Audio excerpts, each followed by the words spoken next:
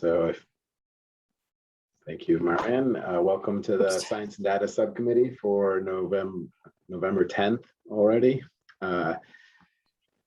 We have a pretty full agenda today. And as we were saying before we went on the record, there's a number of emails that went to the subcommittee with documents from various task groups. Those are being posted for folks that aren't on the subcommittee as we speak.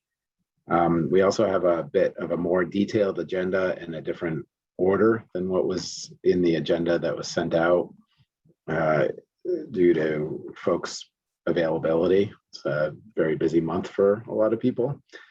So I'll just go over that really quickly right now. First up, we'll talk about the monitoring and assessment framework. Finalizing the documents, those were posted previously.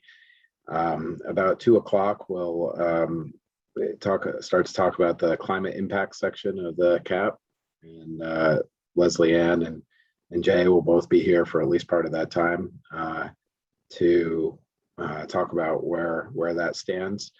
And then at that time, we'll break for public comment then on those two topics around 2:45. Take a short break, assuming we don't go long, and then start in at 3 o'clock on the economic impact review, and at 3:30 to talk about where the weatherization work group ended up and get feedback from folks there. And we'll end with another round of public comment on those latter two topics. Does anybody have any further comments on the agenda? And I thank folks for being flexible for the timing when they can be and accommodating the shifting of the timing of topics. Before we dive into things, I'll just ask about the minutes from November 3rd. The minutes should have been posted and linked in the original agenda. Does anybody have any comments or questions or concerns about the minutes from November 3rd? Okay, hearing none, we will consider those approved. Thank you, Catherine, for taking minutes last week. And I can't remember if we discussed this in our planning call, but I'm hoping you'll be able to take them again today. Will do. Problem. Thank you. Thank you. Okay, great. So last week we talked about the monitoring and assessment framework quite a bit. There was a draft document, and Liz Hansen of Cadmus went over that. And there was an opportunity for comments, and some comments and revisions were made. I'm going to ask David Hill if you are able to provide a brief summary of the changes, or I'll put you on the spot, but I could open it up to anybody on the task group as well. I can try to do that. I'm sorry, I don't have that document open, but I have a track changes version of it. So let me call that up. Hold on just a second, and I will have that.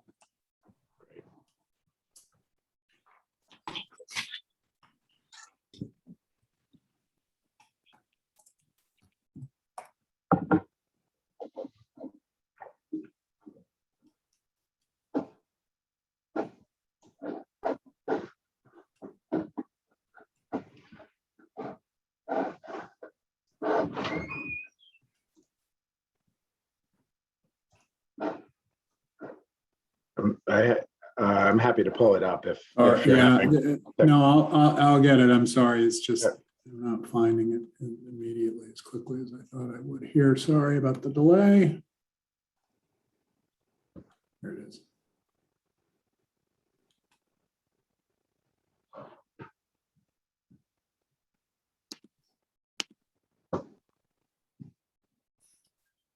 So there were some, I won't necessarily share the document, TJ, but just let me go through a few of the things the changes were made, and apologize that Dan Mellinger and Liz both were unable to attend today. So Secretary Moore had suggested that discussing how we need kind of a more formal data infrastructure for tracking and reporting will be important. And Dan included kind of a data mapping recommendation towards the end of the memo to try to address that in terms of formalizing the data structure for that.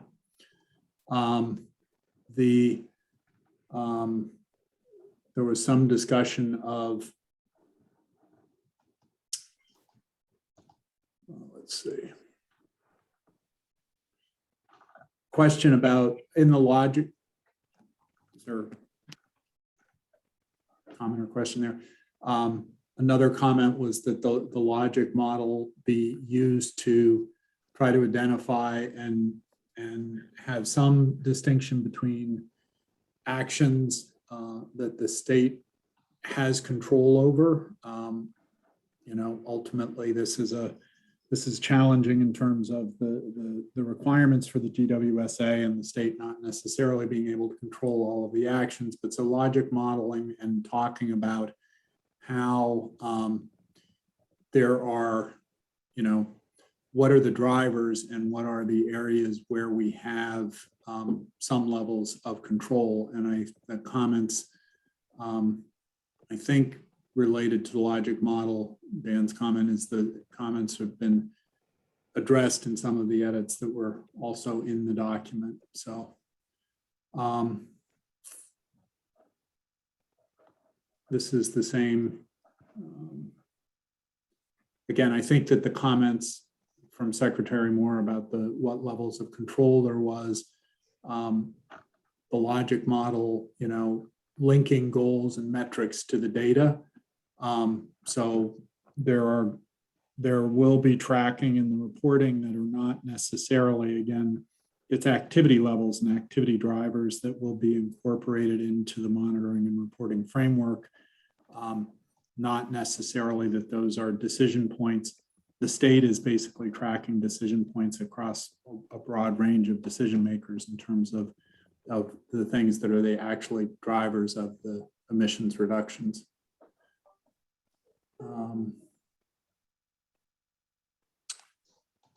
Let's see. David, while we're on that, is it okay if I just ask do you want to get through all of them, or is it okay to pause? No, go ahead and ask questions. I just want to offer one consistent with where the draft ended up, but or with what Secretary Moore was saying. But I do want to just pause to recognize that right now, so much of our ability to meet emissions reduction targets, especially in places like the transportation and thermal sector, will depend on consumer choices going forward. And we have a degree of ability to kind of influence those choices by providing more, infrastructure, more incentives, more support, et cetera. But I also think it's important to remember that the state's ability to affect those things is not always does not have to be so kind of limited and minimal.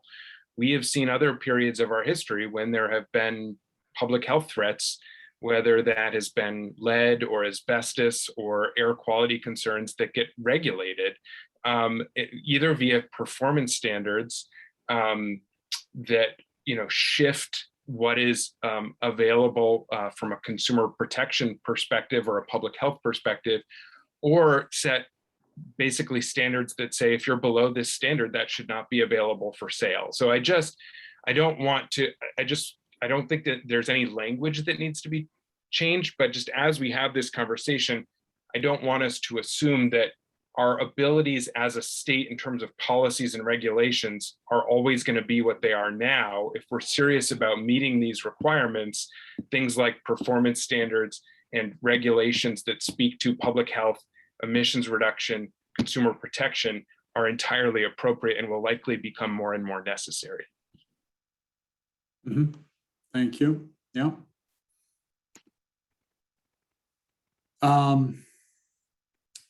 So I think there were some other comments that are related to, there are some additional details that Dan added related to the use of the tool as the tracking and reporting as a policy decision support tool.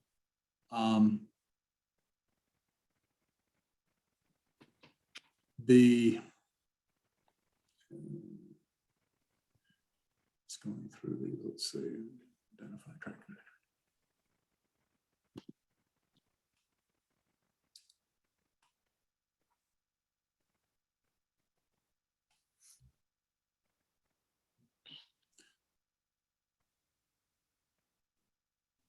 I think that the major changes that I'm seeing here too, then the sustainable data management section talks about kind of the robust mapping and an infrastructure, the development of that over time.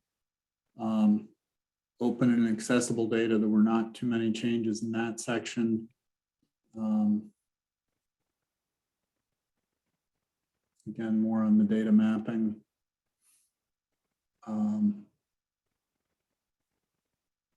And the logic model. And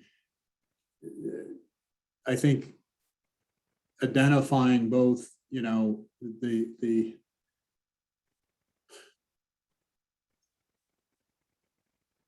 Jared, your point is well put, that there are both a wide range of consumer-driven decision-making. This is not just, the requirements are not for the state itself. You know, this is different than, say, a municipal or a state government global warming solutions requirement, where the state is leading by example and is responsible for its own emissions and strictly making those decisions. There are elements through either policy and or incentives and drivers the state is trying to track and then modify in the interest of meeting the requirements, consumer decision-making and behavior. So there will be a need to identify those types of changes that are not strictly, you know, kind of in the state's control, but certainly can be influenced by the state policy, actions, investments, programs, and initiatives. So let me see if there are other questions. I'm sorry, I did not prepare kind of any summary presentation of this, but let me see if there are other questions based on the draft that was revised. Yeah, thank you, David, for letting me put you on the spot here. That's fine. No, I understand. I guess just in light of this conversation, and I'll admit to have not having focused on this piece in detail, in great detail yet, but can, aside from our discussion last week, but the conversation that, Jared, that you just teed up really highlights maybe two different types of information that you're talking about. It's one, the data and tracking to kind of what the actual greenhouse gas emissions are related to the inventory, but then, and we took care of that separately, but there's also the more detailed data and information on kind of like fuel usage by county or by demographic, right? And then there's a third category of what I feel like you were talking about is like the impact of our policies, and that we've moved forward with the climate action plan. And I may have mischaracterized that, but that sounded like what you were kind of getting at is, hey, we have this, you know, policy to do weatherization, since we're going to talk about that later, and then tracking exactly what weatherization, where weatherization happened, and where, you know, how much savings it accrued, and then whether those savings, modeled savings, actually showed up is kind of another question. But I guess I'm struggling a little bit with the differences there in terms of having the data and tracking kind of our fuel consumption on that middle level that I was talking about, or that second group that I was talking about with like tracking the policies, because for our policies, at least right now, we kind of base on modeled savings and our modeled estimates of what the difference is, and don't kind of incorporate some of those external factors of what might have a person done anyway, or what what rebound effect there is, if any, after weatherization. They use more energy because they're more comfortable. And I'm not saying that that really happens. I just throwing it out there for uncertainty. And so in terms of this tracking framework, I'm trying to figure out exactly, are we trying to do all of the above? Is it one or the other? And how's that fit in? In the memo, I think it was, I think structurally it was well addressed. The 4 primary goals for the database. This is on the, I think on the second page. Policy decision support tool is one goal, and that would address, are the policies leading to the actions, and are the actions leading to the emissions reductions that are required. Sustainable data management is kind of the second goal, so that you do have, through evaluations and through tracking through a number of different entities, something that's updated on the fuel use, impacts, snapback, any of those types of things. A third area, or primary goal, could be open and accessible data, so that it can be used either by different regions or different stakeholders, and that there's as opposed to an individual entity, say, getting individual and ad hoc requests for what's the number of, heat pumps that you've installed, something where we can anonymize and make a single source, so that those are more efficient and more available in kind of a consolidated source, I think could be appropriate. There was some discussion and some edits, I recall, to make that not be real time, which I think is appropriate, but regularly updated. And then public education was the last of those 4. So I think TJ is attempting to do all of those elements. It's quite a lot. Yeah, thanks. And so I guess what I was really drawing out is the distinction between kind of managing the data and like the number of heat pumps and where they were installed, and then what we're counting for towards progress in terms of how much greenhouse gas reductions each of those heat pumps had. Because as our knowledge improves, then we change that estimate, right? And so I wanted to just draw out that distinction, and I didn't do it very well to start, but and I think we're trying to do the former, count the heat pumps and where they are, and not the latter in terms with this.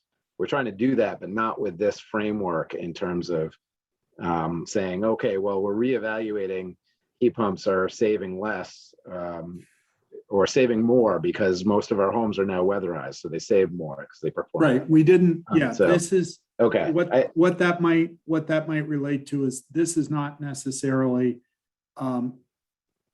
Say for an efficiency portfolio, you'd have an evaluation plan with certain impact studies, and are the savings as installed in the field actually being realized? Those would be important to help inform, and those could be elements that are tracked in this database, but it's not laying out these then are the studies that you need to do to verify the impacts, I guess. Great. Okay, so Richard, I think you're in the top left corner of my boxes, so I assume that means you go first. Yeah, actually, y'all are doing fine. I have nothing to add at this point. Thank you. Jared. Thanks. Yeah, TJ, what you said made me think of is the difference between kind of tracking at a population or a statewide level, like we do with the emissions inventory, or we do in terms of, tracking of, statewide number of whole home retrofits for weatherization, or, other metrics, versus program and policy evaluation. And I understand this memo to mostly be framing up our ability to do tracking at a statewide level to inform on a more kind of not a real time, but a more regular real time basis than we're going to be able to get through the inventory. I think that there is a second step that I don't know whether we should address it here or it should be addressed elsewhere, where there need to be recommendations about the importance of program and policy evaluation in terms of their ability to actually help move the needle and meet certain targets. I think that one of the things that I'm really aware of is the kind of complexity of teasing out kind of cause and effect or responsibility for certain things given the number of variables at play. And let me just give one example about this by way of illustration. One of the things I've been trying to do, and May Butler, our data manager, is on the call as well, and she's been adding a lot of support to this, is trying to take individual proposed policies that are coming up, say from the cross-sector mitigation subcommittee, and assessing them based on their emissions reduction potential.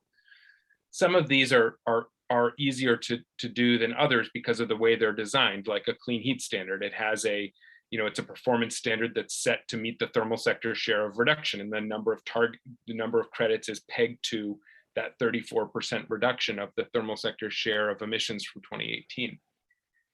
TCI is a little bit more complicated, but it is pegged to achieving a regional reduction around 26% by 2032. So the timelines don't exactly add up. So those are two big planks, two big pieces of them. But then there are other pieces that I see as kind of nested under or related to, and it's going to be difficult to attribute, what share of responsibility did a certain policy or program have in that outcome. So I'll just give two examples. One is if, for instance, as recommended by the consensus recommendations of the cross-sector committee, we adopted, or the Vermont ended up moving forward with both the Transportation and Climate Initiative program and the California Advanced Clean Cars 2 rule. Both of those are going to lead to investments or actions that will do things that relate to reducing emissions. In the case of Advanced Clean Cars 2, increase the number of EVs available for sale and purchase in Vermont.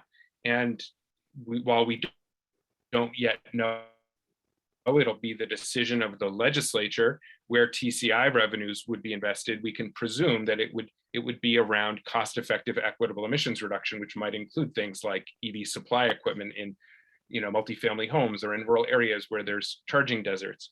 But my point is, to what extent, if there is an EV registered in a certain place, what extent did TCI investment play in that? What extent did Clean Cars 2 play in that? What extent did charging infrastructure that already exists that was funded by the Volkswagen settlement play in that? What extent did EV charging rate? These variables are so interconnected and complex that I think it's really difficult to tease out kind of attribution for a specific outcome from one individual policy or program.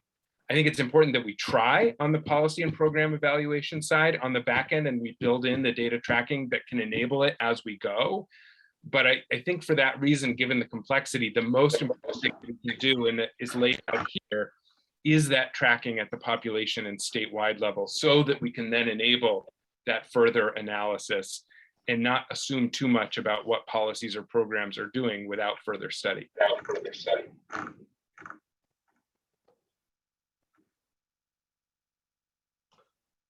Thanks, Jared. That was helpful. So Claire. I raised my hand again. Oh, okay. I'm gonna go to Claire. You put your hand down, and so first. But I was Claire, going go to ahead. say, if Richard wanted to respond to Jared, I don't think my comment directly does, so he can go ahead. No, I really like what Jared is doing, and I think we do need to appreciate the complexity. I think if we try really hard, I think we can probably draw some pathways, not the kind of pathways you've been talking about. Draw some connections between activities and intermediate outcomes and the eventual desired outcomes. I think, you're right that sometimes two different sets of activities have the same purpose, but that's not going to be the common situation. In the example you were just giving, the amount of gasoline that we use in the state in a year is a product of how many gasoline-powered vehicles there are, how many miles each one is driven, and its miles per gallon. I mean, those are the three direct factors, and you can imagine program efforts that are directed at each of those three different components of the formula for total gasoline. And then once you decide which of those three components you're going to look at, then you can look further at the intermediate steps between your program activities and your intermediate outcome. I think that the effort put into doing a good logic map or process map will repay itself. And I agree that there are going to be times when we're not going to be able to make clear distinctions, but I think we can make real progress.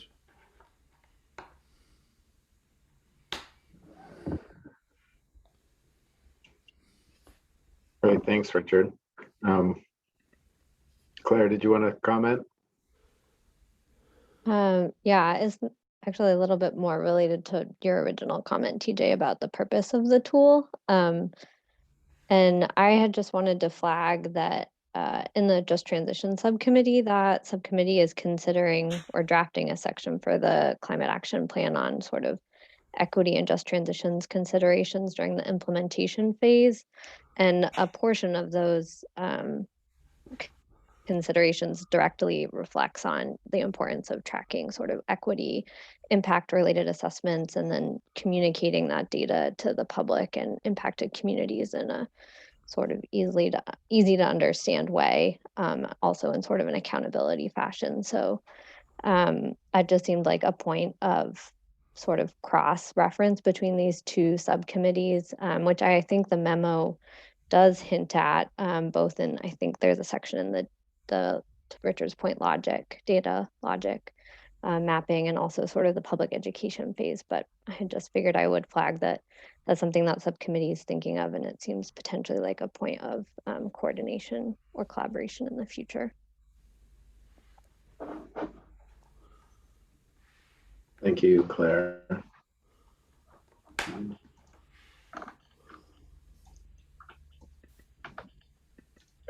Let me just ask, does any of that need to be incorporated into this document in terms of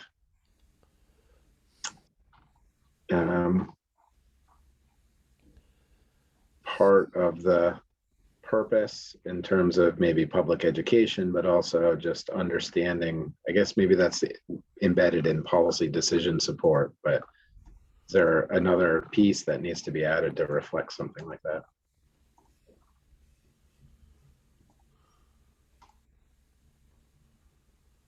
Was that a question for me or generally?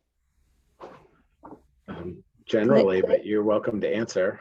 Oh, I was just gonna say, I think the memo does touch on it, and I think the subcommittee is aware that this work is happening in the subcommittee, so I don't know if it necessarily warrants changes at this point.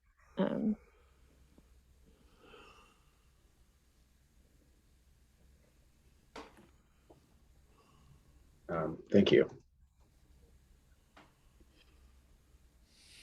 Is there any other discussion points that people would like to talk about on this framework memo?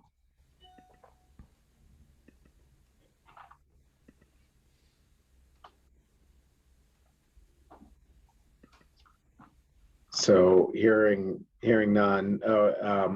Rich. Well, yeah, sorry for chiming in. I think the memo is excellent, but I'm echoing comments made by a couple of others just now. It might be useful either here or in a companion memo to talk about the topic we're addressing concerning tracking implementation, and as part of that, measuring the equity implications of implementation. And it wouldn't be a bad thing if this overall memo made a statement or had a bullet that basically said, you know, that what this memo is talking about is the overall data management, you know, high level assessment, where are we going, et cetera. But that we realize that individual programs need to be tracked as well. And as part of that, there needs to be an equity component. You know, maybe to us in this conversation, it's an obvious thing, but to others who might be reading this memo, it might be, they might wonder, where is that other stuff?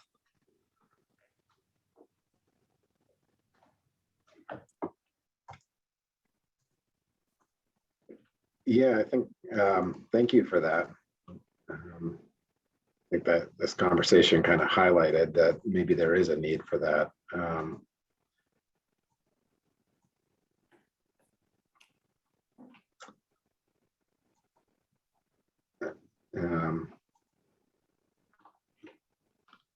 Sorry, I'm going back to see where there might be a good spot to do it.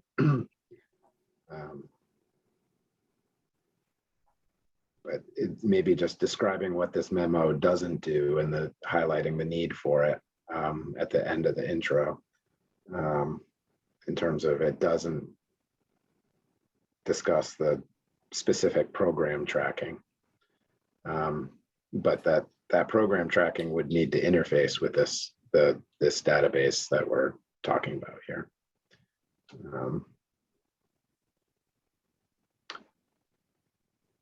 In terms of a path forward, if there was an addition, a recognition of that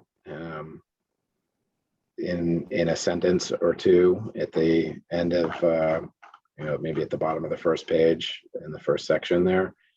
Are folks comfortable with the rest of the changes and the rest of the memo and comfortable moving this forward for the council?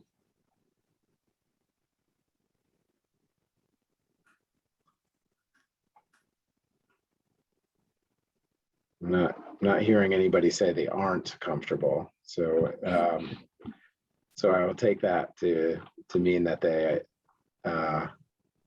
everybody's okay with that. And so just to summarize, we'll add a statement discussing what the database and tracking isn't intended to do, is specific program tracking, but we'll need to interface with that, and that program tracking will need to happen and have an equity component, or should have an equity component. And with that change, then maybe we'll forward it on to the council. Is that, Jane, you have a comment? Yeah, thanks, TJ. I appreciate the idea of forwarding this on to the council, and I want to admit that I had not really thought of it in its application that way.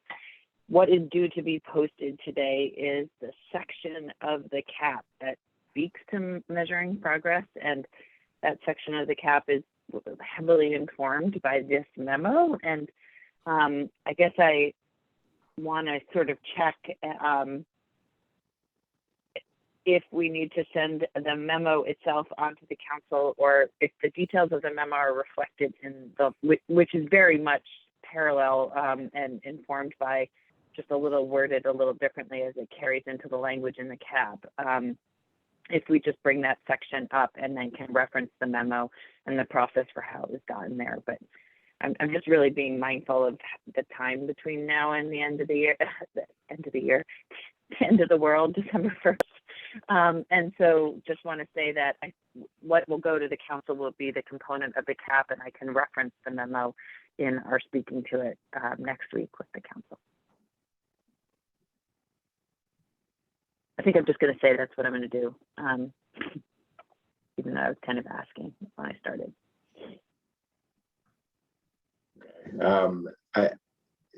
That I think works for me. Does anybody have any concerns?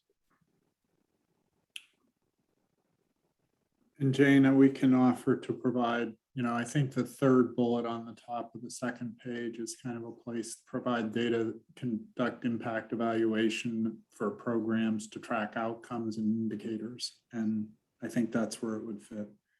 Just make sure that those Great. are referencing equity. It says requirement B at the end of that bullet. It's that third bullet at the top of the second page.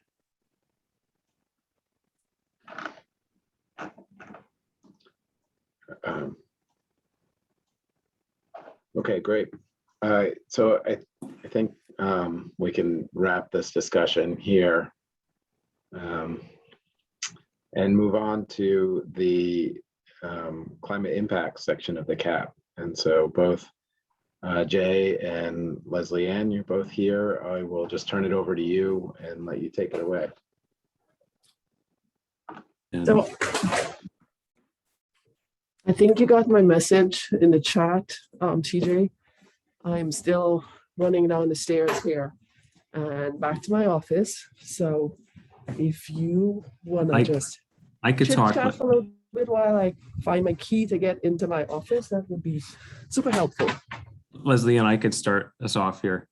Yeah, Jay, I had a presentation. So if you just give me 2 seconds, you Okay. won't be seeing the ceiling for much longer. Public record ceiling. There you go.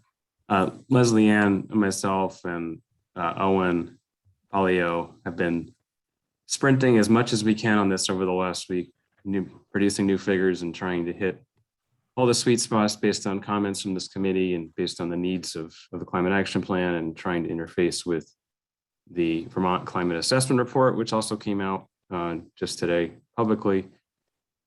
So I think that's probably the biggest outcome. I think we want feedback from this group on. And I know there was a lot that was asked last week about impacts and what the trends are, what the projections are going to be. And I think I had emphasized that we don't know a lot of these things because oftentimes the science just isn't there, the data is not there. So some clarity around that would be good. We definitely have some things to show and tell. Leslie Ann and I could use to catch up just for a second here. Let me know when you have your documents up. I have some of the figures that I've drafted, the tables and the other maps that we drafted. And there's one other thing about impacts that I did want to share with the committee just to get some feedback on. Leslie Ann, does that sound good as a way to tackle this with the two of us? Did you want to share perhaps some of the things that you're working on there too, with around extreme precipitation and impacts, given your expertise there?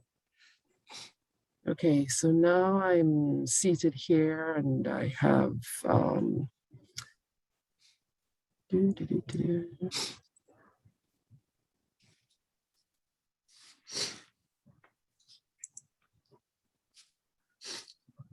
Sorry, did you need me to repeat that again? Because you were trying to do two things there, walk and talk.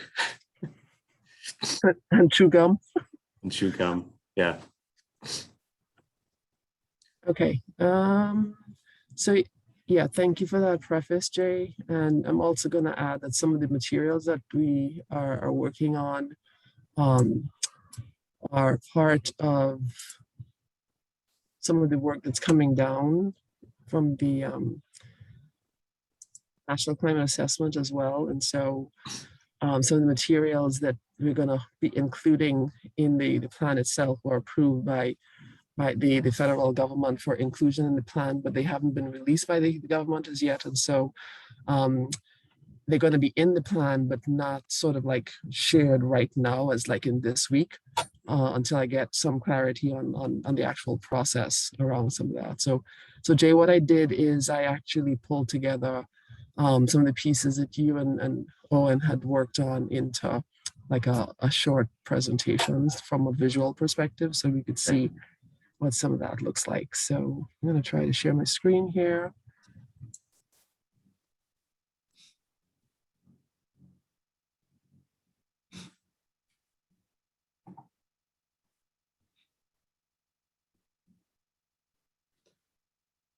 hopefully it's not showing the notes version, but there are no notes anyway, so it doesn't matter.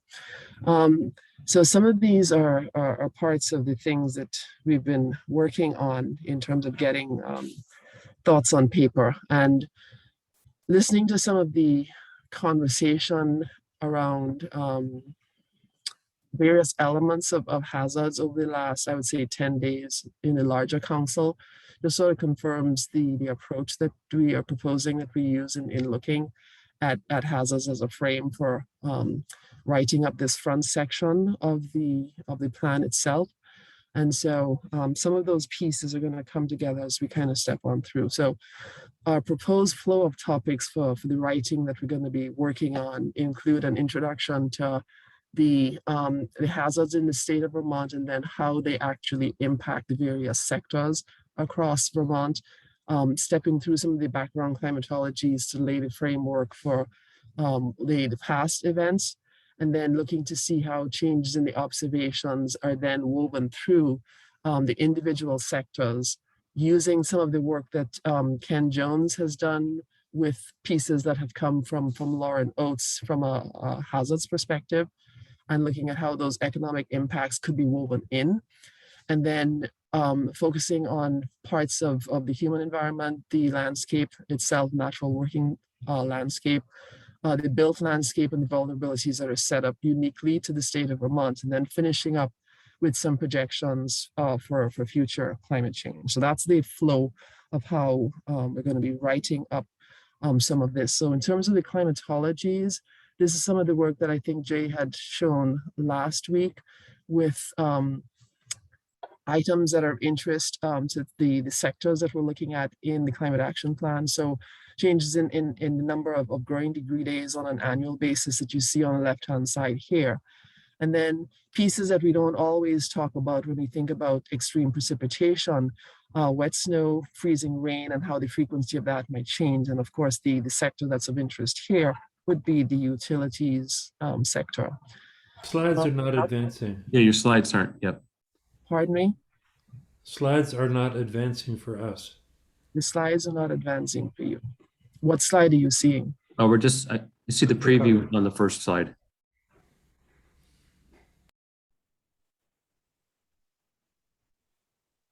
What slide do you see now? There's the hydrology extremes. Okay, so this is the Climatology. climatology slide that I was talking about. So let me go back one so that you can see the flow of topics that I was speaking to. So the intro, the climatologies, the use of hazards as a lens for looking at all the various types of changes, whether they are extreme precipitation, extreme temperatures, the economic impacts of those, and then speaking directly to specific vulnerabilities in the human landscape and the built environment, and then finishing up with projections of future climate. So the climatologies, this is work by Jay and Owen.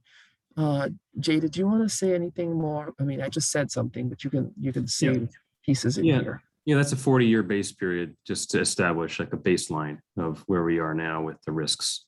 And the left-hand side is more impact or agriculturally based. You can see where it's generally warmer in the warm season in the state. And then the right-hand side is just snow and ice risks. Last week we had shared the one on the right, but not the left-hand side. Right. Okay. So this is a very, very busy slide, and I see that we're over it here. So I'm just going to try to move this to the side so you can see a little bit more.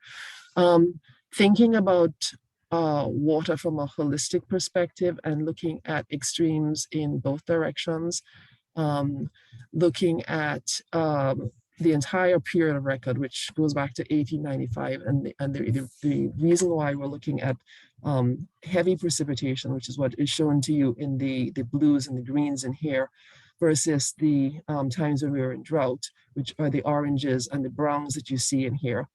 And the fact that as we do get more excessive precipitation, part of the reason why we're focusing on that, but at the same time, to speak to Secretary Moore's question yesterday about drinking water and why do we still need to look at droughts, to sort of tease out the nuances of the different types of droughts that are in place, and why you can have extreme precipitation, as in excess precipitation, and a drought taking place in the same year, which is actually a characteristic, a climatological characteristic of the state of Vermont. And so that's part of what's going to be teased out in this diagram here.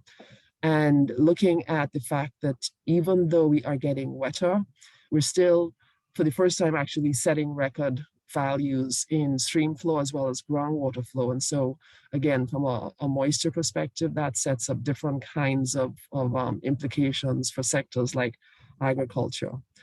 The lower diagram here shows you extreme precipitation on a very, very short time frame. So 1 hour, 100-year return interval. And that's going to be of interest to the transportation sector and the transportation vulnerabilities. And you can see that very clear separation between the northern part of the state and the higher values that you see in the southern part of the state. And that sort of speaks to some of the issues that Chris Campany has been raising throughout the process, in the need to sort of focus on adaptation from a water perspective in both directions. And then this last diagram here is work that Jay did in looking at it from a decadal perspective, and the ways in which we can sort of quantify some of the increases in precipitation on a decade by decade basis. And if we switch gears for a little bit and look at some of the things that we're thinking about from a human vulnerability perspective, we as humans are sensitive to both heat waves and cold waves. And so a couple of ways of looking and slicing and dicing that. Again, this is some of Jay's work in comparing heat waves and cold waves over the decades in the lower right here. And then the other diagrams come from the Vermont Department of Health in some of the work that they've done in who is vulnerable by age group to extreme heat. And also, when you try and break this down, not just from a heat perspective, not just from a weather perspective, but also some of the things that are important from a waterborne, vector-borne disease, cyanobacteria, also known as your harmful algal blooms. So you've got populations at risk up in this diagram here, and then locations at risk in this lower diagram here. And again, sort of bringing in some of the cross-cutting, cross-sectoral pieces that Chris has also raised in other settings. And then the final piece in here is how the incidence of Lyme disease has dramatically increased across the state, and the relationship that has with our warming temperatures. So the last piece in here are some of the pieces that we're going to be bringing in terms of projections of future climate change. The diagram on the left is some of that embargoed work that I was talking about that's coming from the National Center for Environmental Information, and looking at how we can try and quantify precipitation changes across seasons. And so there's one per season, and this is just for summer. And because there is no hatching, it means there's no statistical difference in terms of the changes in summer precipitation, but you do have statistical changes in the winter precipitation and spring. So we'll discuss how we're going to put in one of these diagrams in here to talk about some of those changes. On the right is some work that Jay had pulled from the Climate Explorer in looking at the changes in precipitation by county, by representative concentration pathway, low emission and high emission for the middle part of the century and the end part of the century. And so a way of trying to show how the increases in precipitation by low emission, high emission change as you move towards the end of the century. And then the last diagram is something that hopefully addresses a comment that was made by Steve Crowley last week in looking for projection information on a more local perspective. And so this is again from Climate Explorer, and it shows for the town of Danville, Vermont, for just one particular type of variable, so average maximum daily temperature, what the observed values are on the left-hand side here in the grays, and then the projections out again using the same methodology as you saw in the previous slide for the high emission scenario, the low emission scenario. And so the thought is to include one of these as a representative of how to do this, but also with the website so that Steve and anybody else who wants to do this for their town, for their county, would also be able to access that information. So I'm going to stop sharing at this point and open it up for discussion. Or Jay, if you'd like to add anything that I might have missed. I think you hit the spirit of everything. There was a few more specific figures that just elaborate more on the context there. I think would be good to hear comments from people first, though.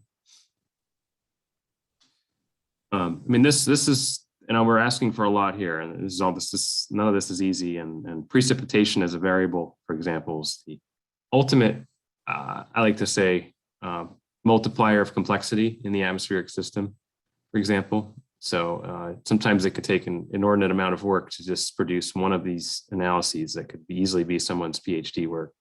So we're trying to really pull together a lot of applied pieces and hit everything we're trying to hit with expectations with this group.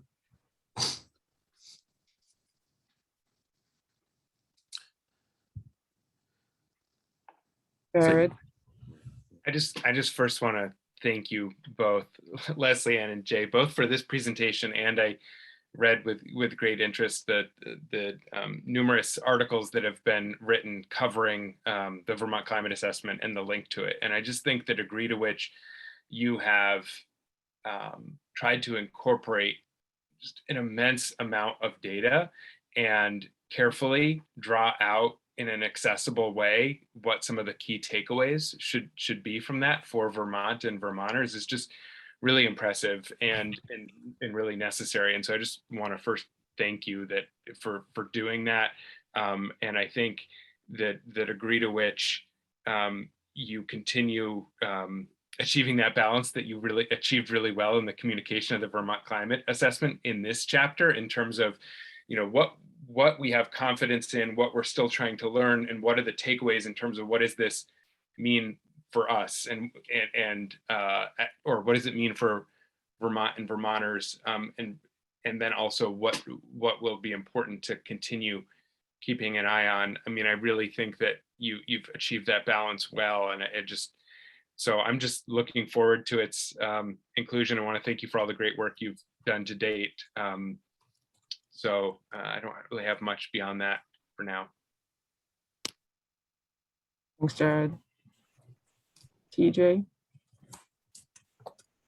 Thanks. Well, first I'll just echo what Jared said. Really, thank you for all the great work. Just a comment. I find that the charts, this is kind of similar to last week, but I find that the charts that show the trends are the most compelling. So the Lyme disease, the hydrology, I think, example with the, I don't know, had the really dark blue on the bottom and the kind of the dry weather on the top. And I thought those are really compelling. And I think also, for what it's worth, easy to understand for, a general audience as well, to kind of help communicate kind of the direction that we're heading with our climate. And so, to the extent that, and I know it's challenging, and I take what you said, Jay, to heart in terms of, sometimes the data just isn't there, but to the extent that it can be broken out into trends, I think that's that'll be really useful. I think that's my only comment for now. There's a lot of information you threw at us in a short clip there, but that's all I have for now. Thanks, TJ.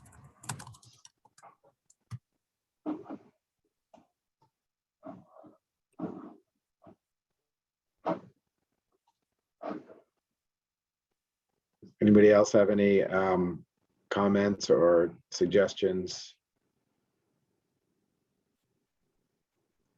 I guess I do have one other question on that last slide that I forgot what it's called already. It's kind of the navigator or the tool that showed Danville. Is that, can you just describe that again, and where that, who puts that together and how it may be used, and is that something that we should really be referencing to and directing towns and municipalities to reference and use, and just talk about that a little more? Yep, not a problem, Nate. I can share my screen again if I still have that.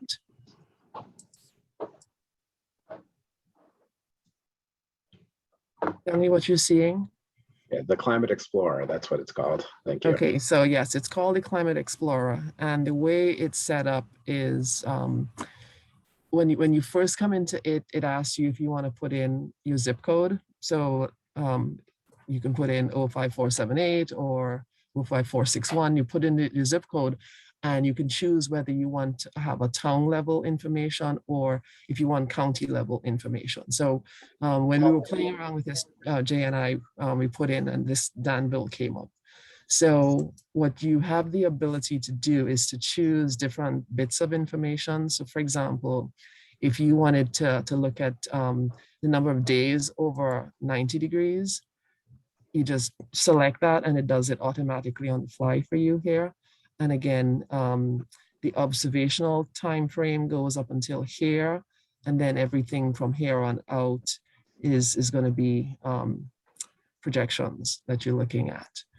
So the choices include different types of thresholds, low values, high values. You can do this for precipitation. So again, the amount of precipitation was observed versus that. So that's a graph version. You could also switch and use this on a map-based perspective.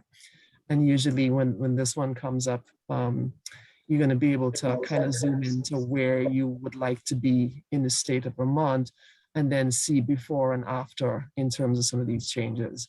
So as a resource, TJ, it's absolutely one that should be in the public space.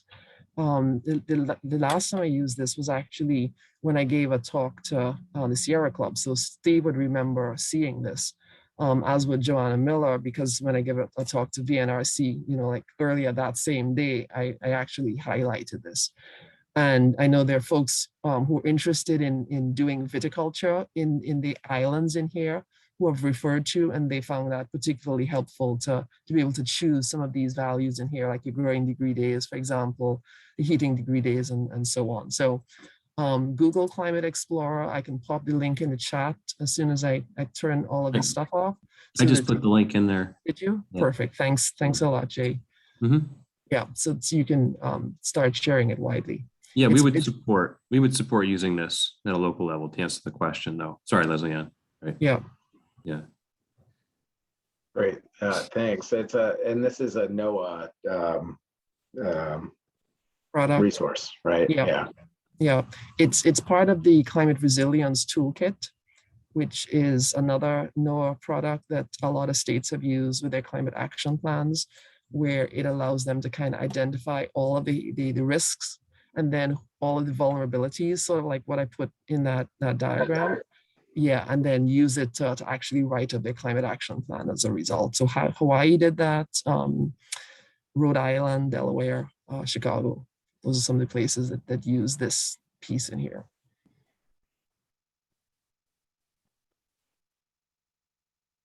Great, thank you.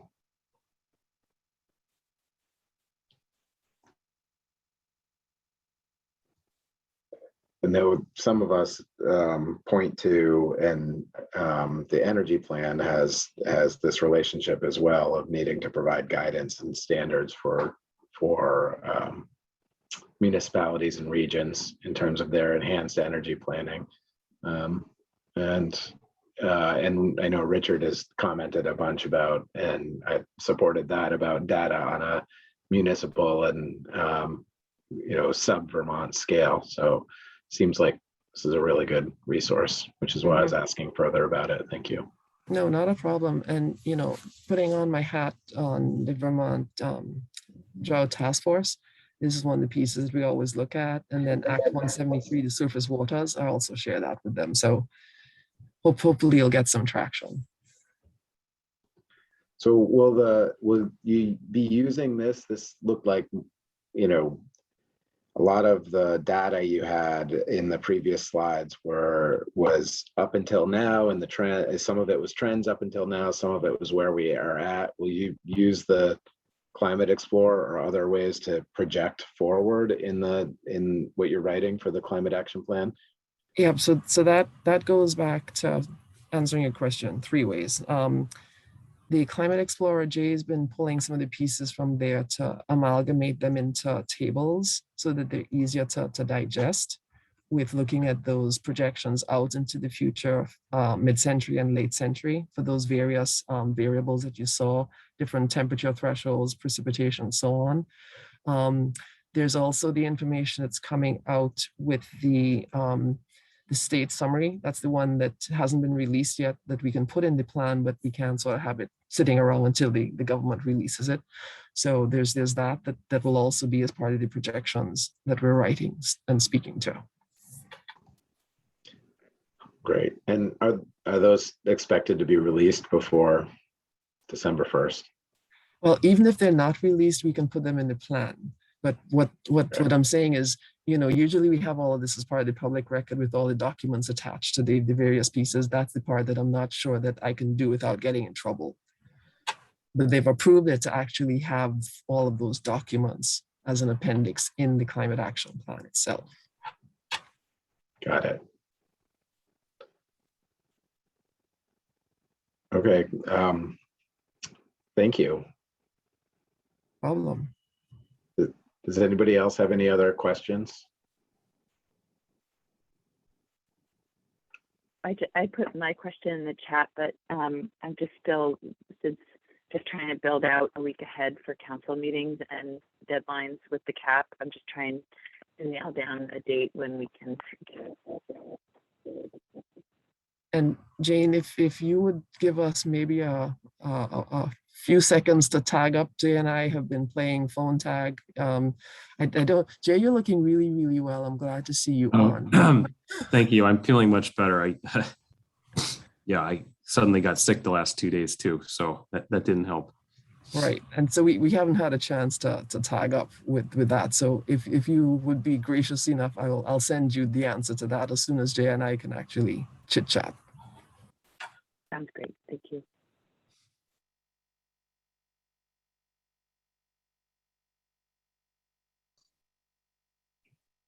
Okay, so thank you both. Really, as Jared kicked it off with, thank you both for all the effort going on here.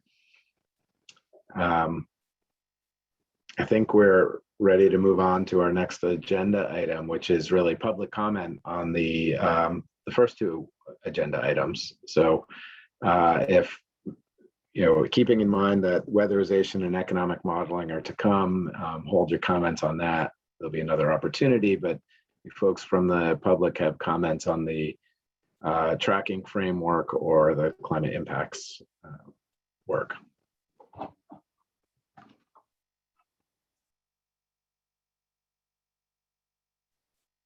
George, go ahead.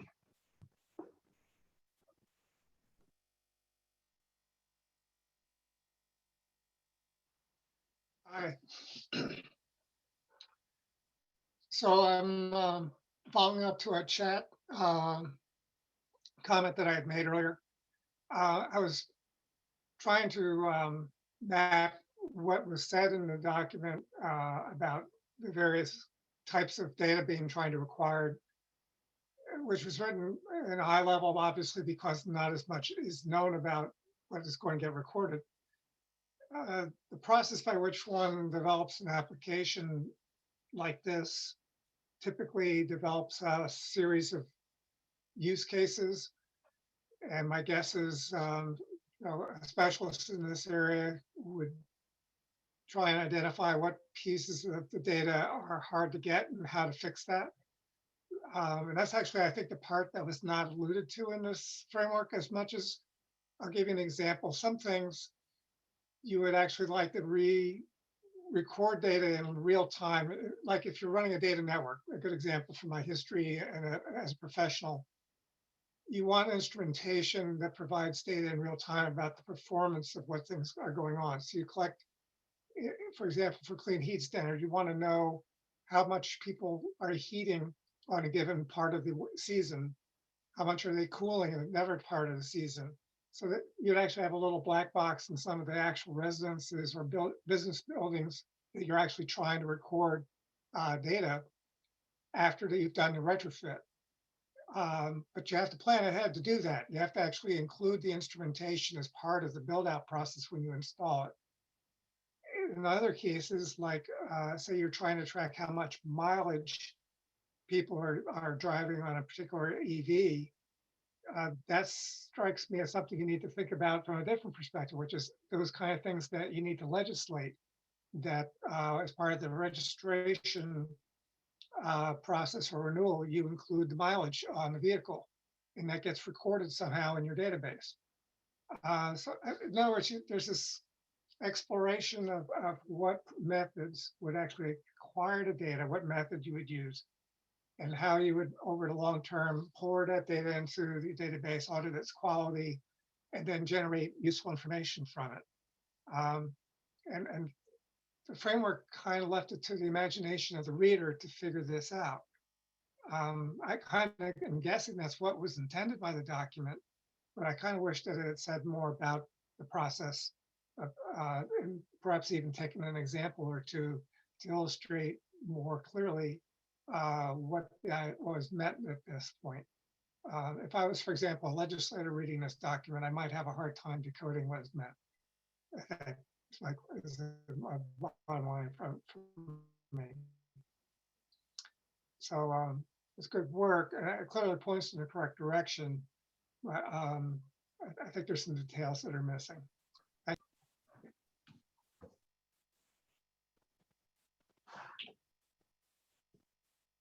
Thanks, George. I wonder if there's, just before we get to Mark and Steve, I wonder if, is there anybody that has worked on the framework document that wants to address that? I mean, is that beyond the scope of what this document was intended to do? I hear that as, you know, there's data gaps out there, and we need to identify what those gaps are and how to tackle them. And that seems like a little different than, it's very much related, but maybe a little different than this framework. But I don't know if there's anybody who could respond to that.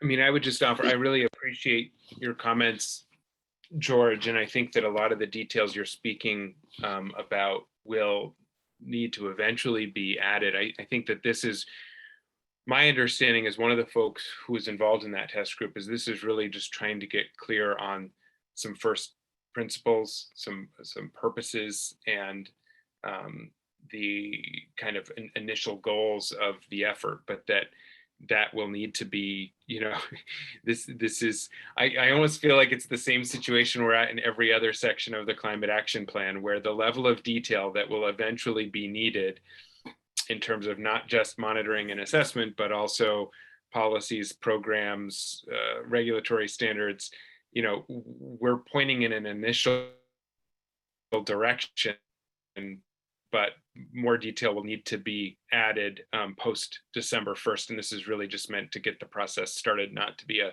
finished product. And I think a lot of those questions about kind of what are the data gaps, how to fill them, how do we do, those will be some of the important questions to raise and answer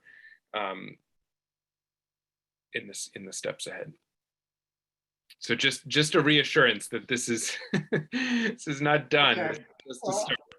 Okay, all I was trying to do is indicate that for the unfamiliar reader who's taking a look at this for the first time, you know, John Q. Public or Jane Public, there might be value in having some tutorial information, so it brings this down to earth and they can understand it better. And that's all the comment is about, really. At the end of the day, I understand methods you're going to actually use haven't been designed yet, but it helps to have an illustrative example so that people can get grounded in the process by which one would actually do these things. And that wasn't evident. So is that a fair assessment of what?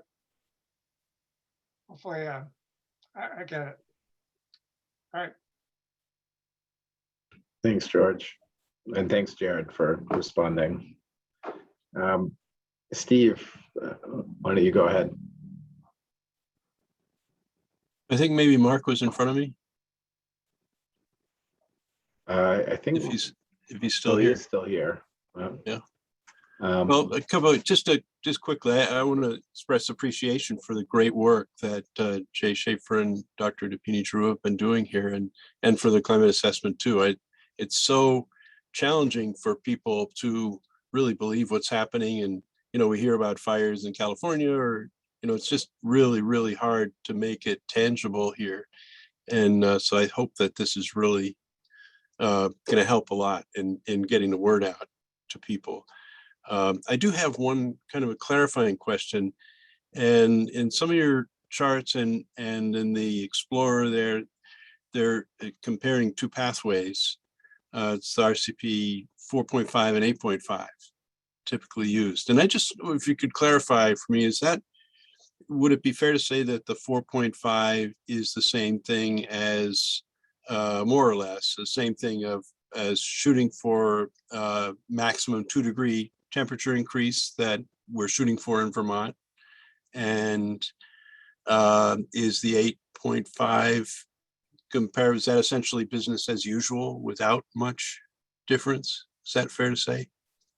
Yeah, yes, I'll say that the 4.5 is the middle of the road emissions mitigation or carbon capturing, and 8.5 is business as usual, shooting to the moon, so to speak. Right. And there's a 2.6, which people don't usually show at all because nobody's cutting things that aggressively. So, and 4.5 and 8.5 are the ones that the National Climate Assessment has decided on using. And so you'll see that in both the 4th National Climate Assessment as well as the 5th one, which is currently in place. Great. Thank you. Great work. Thanks so much. Thanks, Steve. Thank you. yeah, thank you, Steve. Mark, you're up. Thanks, TJ. Sorry, I had to lower my hand. I got called away for a second, but I'm back. I really appreciate seeing the Climate Explorer, and as a member of my town's planning commission, and as a board member of my regional planning commission, I look forward to applying it in both places. But I wanted to ask a couple of questions about the tracking and monitoring document that was posted. As you all know, climate change is only one of the challenges that we face right now. We're also facing a collapse of biodiversity, which is tragic in its own right, but poses a grave threat to all of us. Now, and according to the United Nations, climate change is a contributing factor in the loss of biodiversity, but the #1 cause is degradation of wildlife habitat. Climate change is actually the 3rd most significant factor. So the tracking, I guess I want to know whose job it is to ensure that our climate actions don't contribute to this loss of biodiversity. And if it's anybody's job to develop metrics of biodiversity, and the tracking and monitoring document talks about the effects of climate change on wildlife, and that's great. But the actions that we may take to reduce our emissions may also have impacts on wildlife. And I don't know if the climate effects that the Cadmus document mentions include the climate actions that we may take or not. So that's one question. But what I really want to understand is whose job is it to assess the impacts of our climate actions on the most dire consequence of climate change, which is the collapse of biodiversity.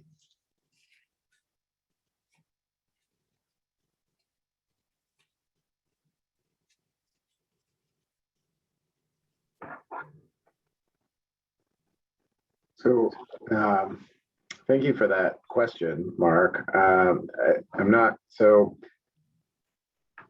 I guess I agree that the document kind of points to the climate assessment to talk about the impact of the climate on wildlife and natural resources. I wonder if some of those same metrics, or if there are metrics within that, or some of the same metrics could be applied to some of the mitigation measures, and whether those could be tracked.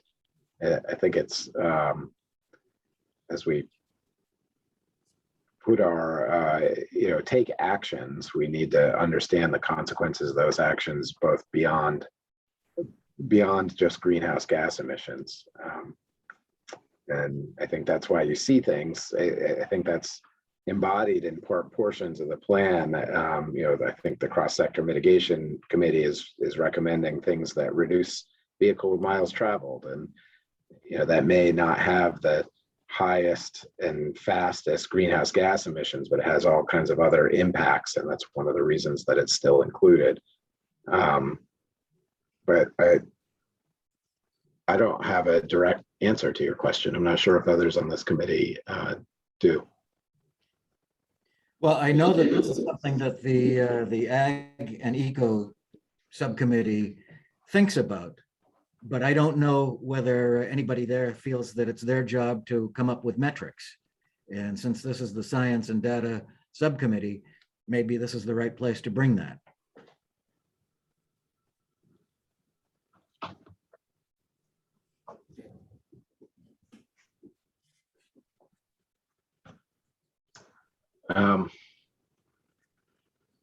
Yeah, I think it's an interesting question. I'm not sure exactly how to think about that. I'm curious if others in the committee have thoughts on that. And there's a number of things I feel like that have fallen these gray areas of whose job is it, and not punting, but we need clarification on those types of things. Lou, go ahead. Yeah, I think this is a really interesting point. And it's one that I'm sure we've all kind of thought about, but I like the way you put it here, Mark, as to be able to quantify the impact of any particular action. It seems perfectly in line with the kind of analysis we're talking about doing for life cycle assessment in terms of energy and emissions for generation or whatever else it will be. This seems to fit in line with that kind of analysis. I don't know that it necessarily needs to be tied together, but seems unlikely that it would come through in time for December. But I think this is something that adds to the growing list of things to consider going forward. That I certainly see value in doing. Well, I knew you were looking for more work to do. Right. Well, I wonder, one of the recommendations we did make, it was to use how to conduct benefit cost analysis, and we recommended essentially a total resource cost test plus 2 Vermonters plus externalities, and we were talking about externalities in the frame of emissions and the social cost of carbon, but generally a societal cost test is all those impacts plus and minus, and could really be embedded in the analysis here.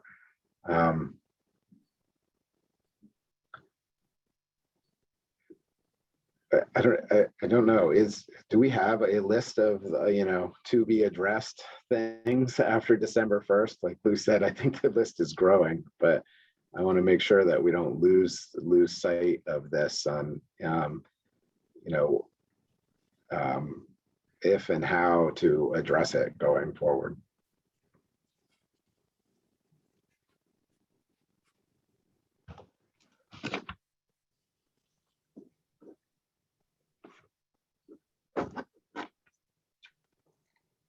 I think I'm gonna put it in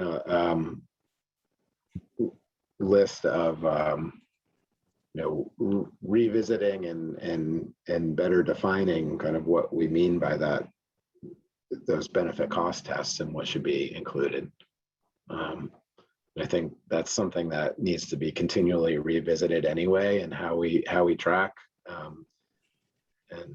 and we could include it there.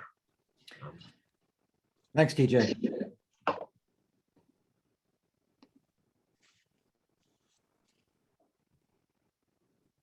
Okay, thanks, Mark. Thank you all for those really good comments, as usual. So we did put in the agenda, perhaps for the first time ever, time to take a quick break. So why don't we go ahead and do that, and we will come back at 3 to talk about the economic analysis and the broad frame for economic analysis. So see you in 6 minutes. And if folks don't need a break or don't have a plan for the break, I will put in the chat the link to the document that we'll be discussing if you want to review it in the next 6 minutes.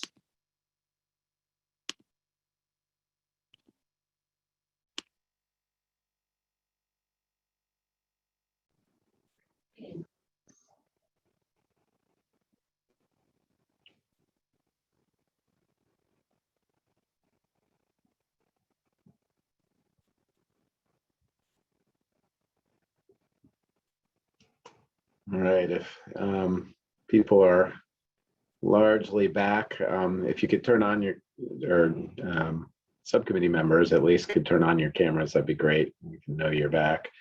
And I think I'm just going to turn it right over to you, Jared, to introduce our next topic. You are on mute, though. It'd be easier if you go off of mute. Careful what you wish for. Okay, I am now off of mute. Sorry, I was just trying to get my screen set up so that I can screen share this in case folks have any questions. So let me go ahead and do that. It'll help me just to walk through it. Can folks see this draft? So I have already gotten comments back on this from TJ and Secretary Moore, so thank you both for that. But let me first, before we dive in, just set some context here. And that is that early on in the CAP, section 4, and this will actually follow, this is good chronologically because, early on in the Climate Action Plan outline, there is a section about kind of the expected climate impacts to Vermont, the very section we were talking about earlier that Drs. Dupini-Giroux and Schaefer are working on. And then following that, there will be a section that looks at some of the economic impacts of projected climate change in Vermont. That I understand is still being developed by Lauren Oates and Ken Jones, and I believe they're working with Jay and Leslie Ann on that. Additionally to that, in the outline, there was a desire to have some context setting around the Vermont economy with relation to our energy use and our opportunities in terms of the transition that is envisioned to meet our responsibilities to reduce pollution. What does that mean for the Vermont economy, both at a macro overall statewide economy level, and also what does it mean for Vermont consumers and Vermont workers? And so this 8-page draft or 7-page draft was developed by myself working with Ken Jones, the economic research analyst from the Agency of Commerce and Community Development. And I don't think Ken is now on and able to join us. Hopefully he will. I know he's traveling and has kind of intermittent availability. But basically what we try to do here is broadly twofold: set some current context, putting energy in the context of the Vermont economy, and looking at some of the challenges of our current energy economy, And then later we look at some of the opportunities around the transition. So I guess I could kind of walk through some of these key points, but I would rather see if there's anybody. I know TJ, and you've had the chance to look through it. If you want to kind of share some of your reflections, if anyone else has had the chance to look through it either before the meeting or just during the break, would rather spend the time that way than me kind of walking through it.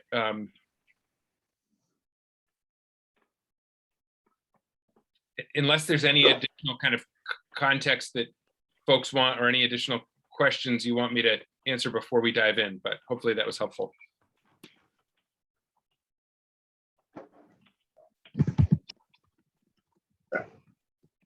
Jane, why don't you go ahead? I can speak to my comments, but I think it'll be helpful if you go first.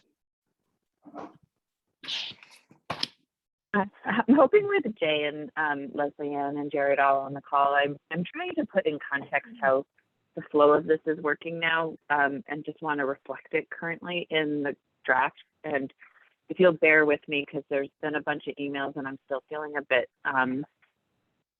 unsure of how to accurately reflect the current thinking on these different drafts that are being put forward right now. So the way that, and maybe I have the CAP outline open, so I'm just going to share this just to ask my questions. The way that the current outline is put up is that as Leslie Ann and Jay's section is front and center in the introduction of the plan, and it's speaking to climate change in Vermont.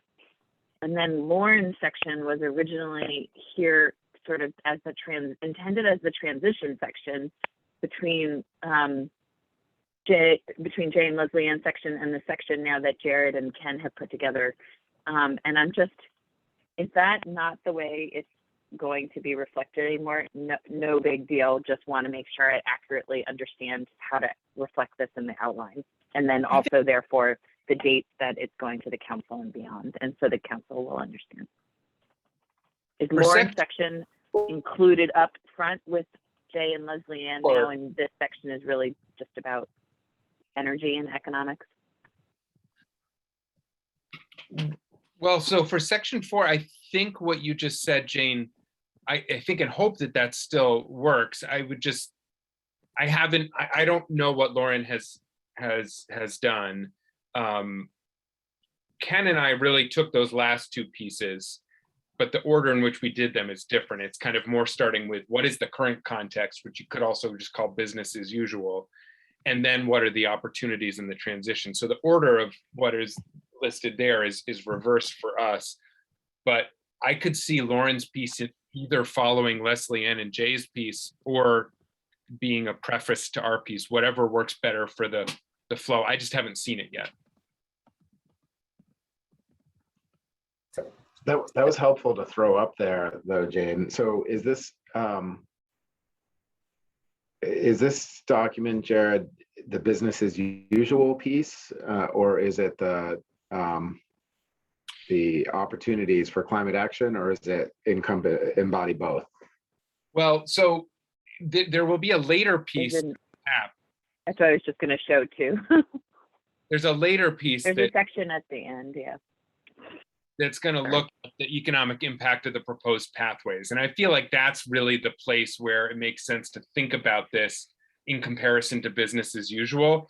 I think it's probably, that business as usual framing was used as shorthand and it's probably not appropriate up front. I think it's really like, what is the current context?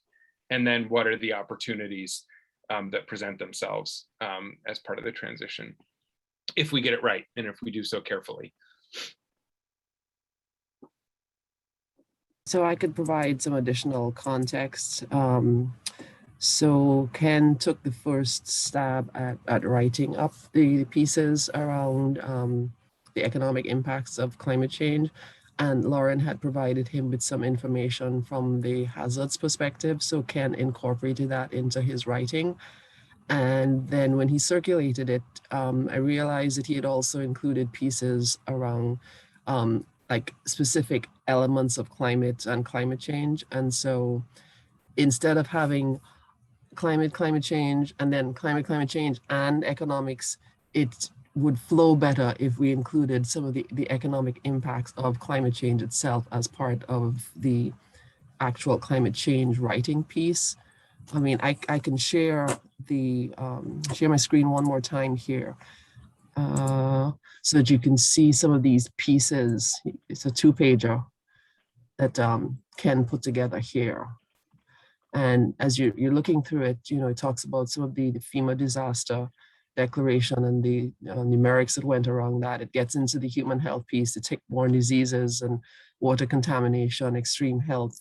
And so the only piece that is different is this business disruption piece. And so to the extent that somebody picking up the plan and reading through it, putting the like pieces together, especially since Jay and I are going to go more into depth about extreme heat and human health and some of these disease pieces, it just made a little bit more coherent sense from a flow perspective to put the like stuff together.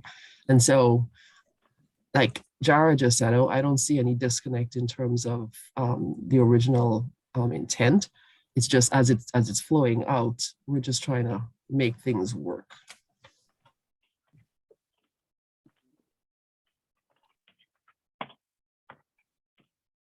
That's helpful for me. Thank you. I will just, Jane, does that feel good does that feel resolved? I think that sounds great. Okay. I just wanted to, there was one point that was raised in the chat. I think he had to leave, but George sent me a direct note that the number on the BCF number for natural gas looked low. I just want to note that first table is not, that's not data from 2018. It's data, it's the 10-year average between 2009 and 2018, because there is some kind of variation in kind of energy use and energy exchange based on lots of different factors. So just to smooth that out and give more of a representative average, that first table is over the average expenditures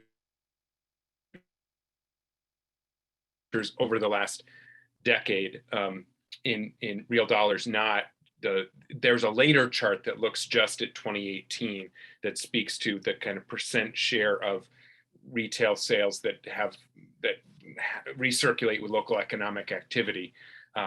So just wanted to clarify that up front. But I think I saw some hands up on the draft for comments. Dave, did you have one before? I did, yeah, thanks. I'm not a member of this subcommittee, so I just wanted to let subcommittee members go first, but thank you. And I think perhaps Jane answered the question partially that I have. So I've just looked at this for the first time on the break. And I appreciate how you set context, and it sounds like this, current status quo kind of description of things. You described early on the drain of money going out for fossil fuels, revenues going out of state, and the effect that it has on the economy. I didn't see it, but like I said, I just read it quickly. I didn't see any discussion of what some of the policies might do to how some policy like weatherization at scale or the clean heat standard might affect the economy, how it might stimulate workforce development, that kind of thing. Is that coming later? Did I understand that, that comment?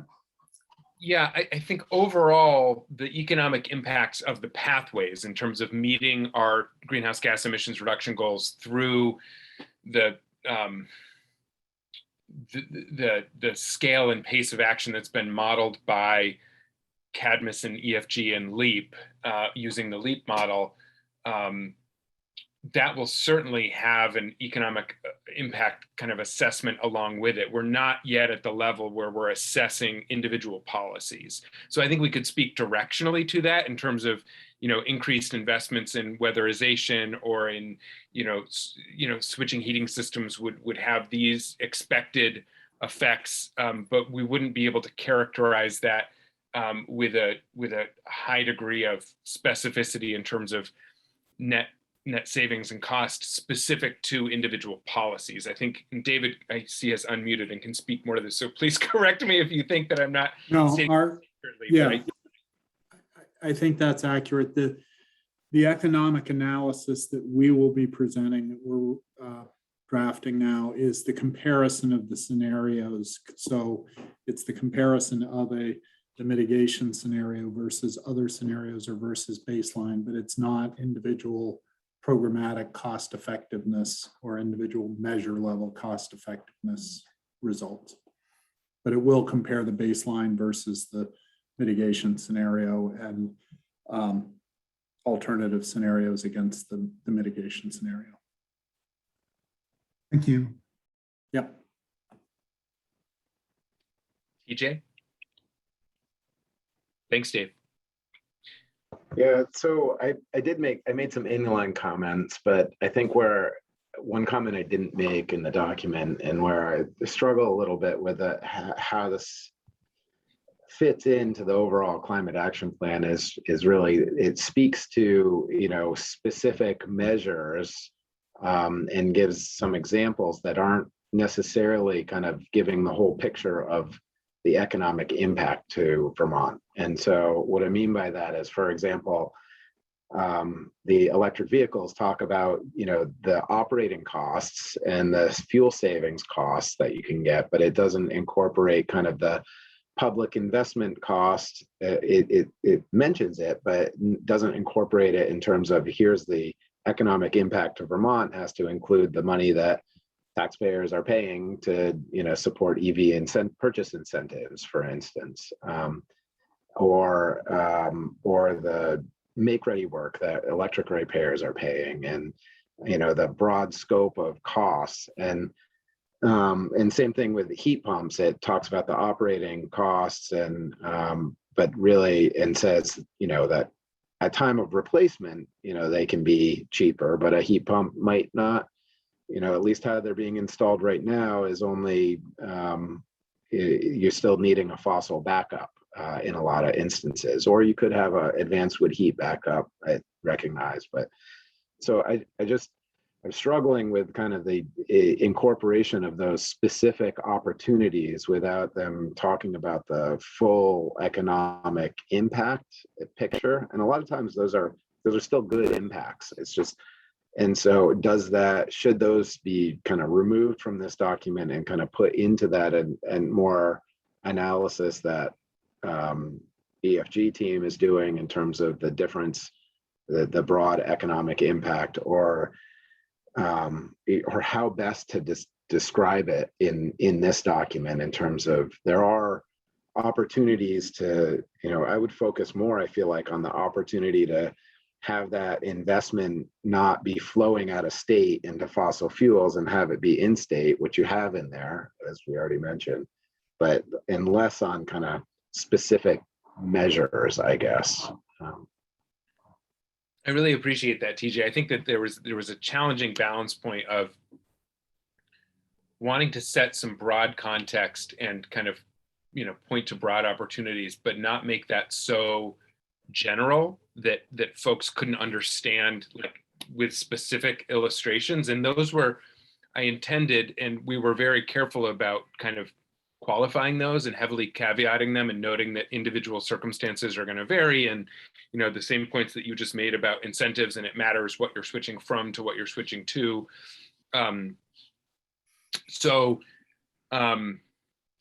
Yeah, I think I will look to that again with an eye to making sure that that is as carefully done as possible. If you have specific language suggestions, either in terms of revisions, things to add, things to take out, would love to see those. But I think that, like, on the one hand, I would hesitate to take out too much information, so that, because I think people are trying to wrap their heads around what does this mean in terms of personal and business decision. And there's a whole nother section that I drafted and that Jane has reviewed on personal action pathways, which is connected to this and hits on some similar themes that I think will be ready for go out to the council for review tonight, or I don't know, I would defer to Jane on that. But I think, yeah, it's a tough one. I might almost use I feel like a weatherization might be an easier example to explain in the context, because it has You can explain that you're reducing the cost, the fuel use that's money is going out of state, and instead you're going to paying, there's a lot of labor costs and work associated with weatherization and those economic benefits. And we actually did, Ken and the department did a study a year and a half or something ago, or a small, a small analysis on the economic impacts of weatherization. So there's actually real example numbers you could have there. And it's broader than just kind of that impact to the customer. And it incorporates kind of all the costs, all the impacts to Vermont, costs and benefits. And yeah, and maybe one of the other things we could do in this section is link to the cost of carbon model, which was meant to do a resource cost approach, and when it did, showed the net savings related to EVs in particular. I do think that the question of the role of incentives and how we account for those is complicated, because oftentimes those incentives are federal incentives and not state incentives. And so I don't think it necessarily makes sense to apply that as a public cost of Vermont, especially because the value that we are getting for those incentives is often greater than what we are putting in as our share of federal taxes, for instance. So and then, of course, the thing that this does not include at all, which would also have to be included if we were going to be as thorough and comprehensive and consistent as we could, would be the social cost of carbon, which is not in there. So this was really meant to be a short context setting piece to help provide some information to ground the energy and economics conversation, both about where we stand now and what some of the opportunities are, not to have confident, like, this is what's going to happen, or these are the outcomes of analysis. That will only come later, either in the cap or in appendices or future revisions to this work going forward. And so if something is kind of overly stated, or there's an example that's problematic, certainly happy to adjust that.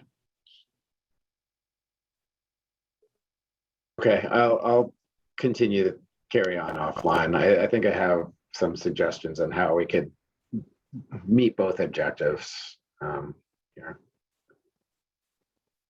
I see David and then Rich.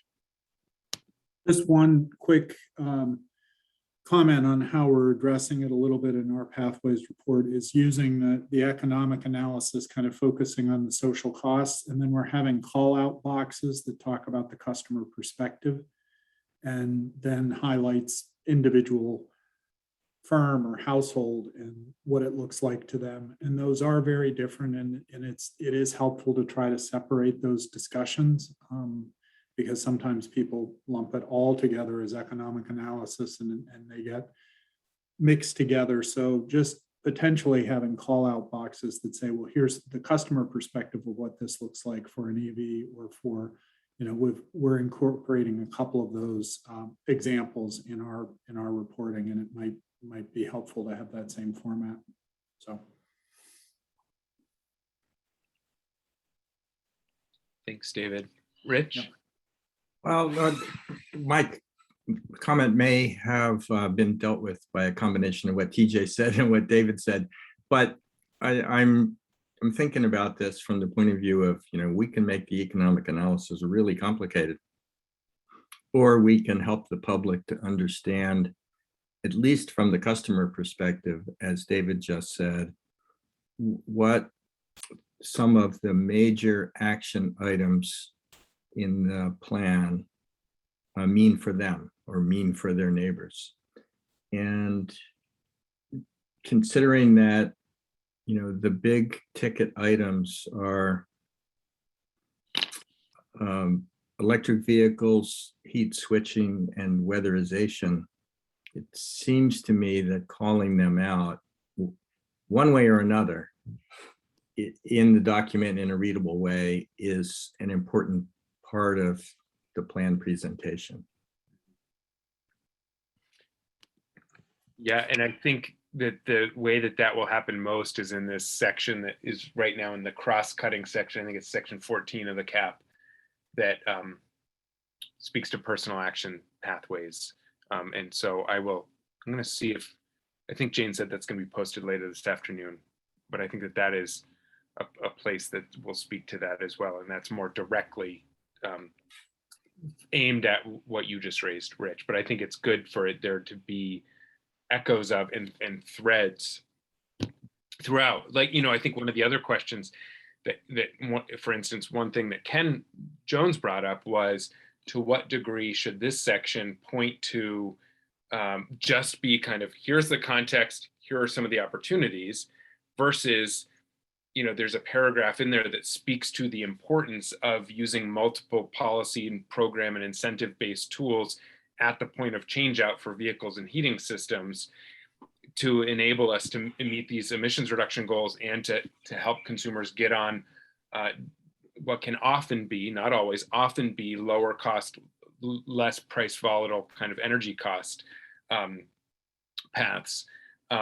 And my response to that is, I think it is important that we have some consistency in terms of the threads and themes that we end up pointing to in the recommendations section that do include policies designed to do just that, so that Vermonters are not hearing that they're going to be on their own on this, because oftentimes there are a lot of folks who are not in a position to be able to, at a point of purchase, make a decision that is going to be best from a social and environmental perspective without additional support. So that's why that kind of ended up in there.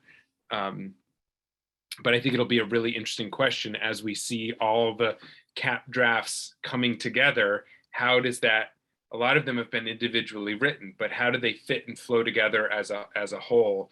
And which of these themes really kind of get consistent treatment throughout?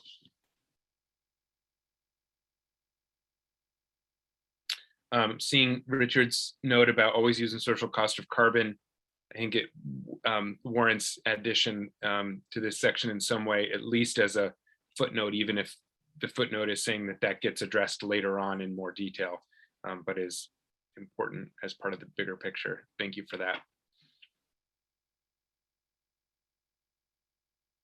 Okay, we've got 4 more minutes until the next section of the agenda. Anything? What's the process for this? Remind me going forward, Jared. This is going to be, this draft is among the materials that are available for review for the council ahead of next Tuesday's meeting. And so this will be on the agenda for next Tuesday. We will set, I would defer to Jane and Marion on kind of a deadline for receiving any comments, and then it'll be my and Ken's job to incorporate those into a revised draft that would then be final, is my understanding. Is that right, Jane and Marion? So it's posted now. I mean, certainly. And it's posted now, just to be clear, but I asked that of you, Jared.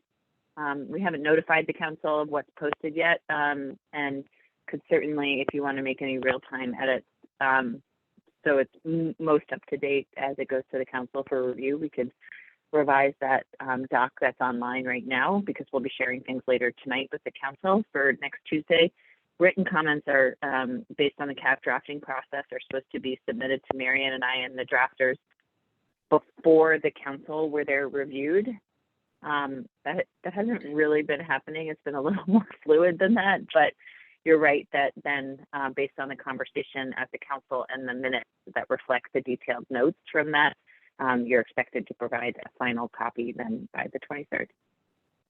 Yeah, so I guess then comments that you want to share by email or track change suggested edits, please send them to me, Ken, Jane, and Marion by next Tuesday, the 16th. And then I don't think I hesitate to kind of make any changes to it as is now. I'd rather kind of get all the comments and deal with them all at once to make sure.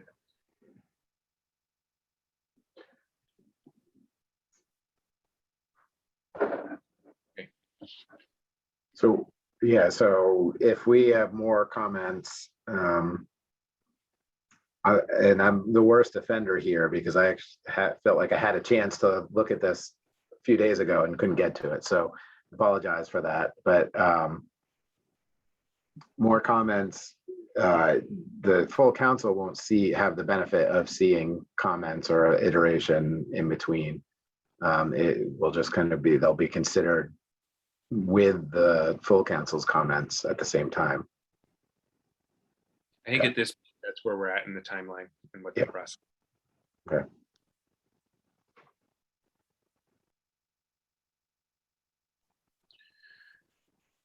Okay. Anything else before we leave that topic of the agenda? Okay, so folks will remember that last week we had a discussion about the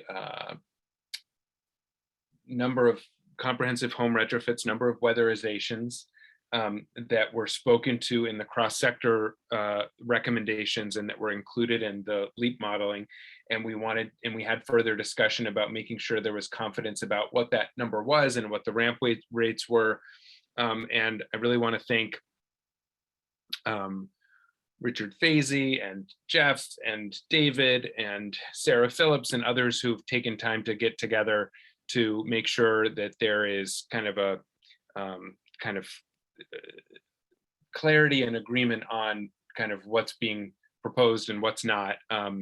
So I think at this point, I'd be happy to turn it over to Richard or David for an update based on those discussions in terms of where things landed, and then open it up for comments or questions from others. But first want to thank you for that, because it looks like we've gotten to a good spot.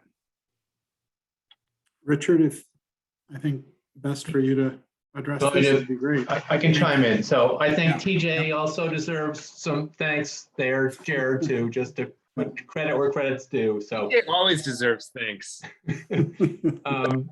TJ, Jeff and I had a discussion last Friday's end of last week. And thank you, TJ, for teeing up a number of different scenarios that were out there and sort of started a spreadsheet. And that was a good conversation. I think we're all acknowledged that this is not going to be easy, but none of this is easy, and it's a sort of a stretch goal, as I think we're all seeing it. How we're going to get 120,000 homes, but I think there was some confusion. I think about whether we're talking about 120,000 total homes based on the 30,000 homes we've weatherized to date. And so therefore 90,000 additional on top of what we've already done, or whether it was 120,000 new weatherizations going forward. And I'm hoping we've come to an understanding that we're talking about 90,000 additional homes on top of the 30,000 that we've already done. So I think that was a key agreement, understanding that we came to.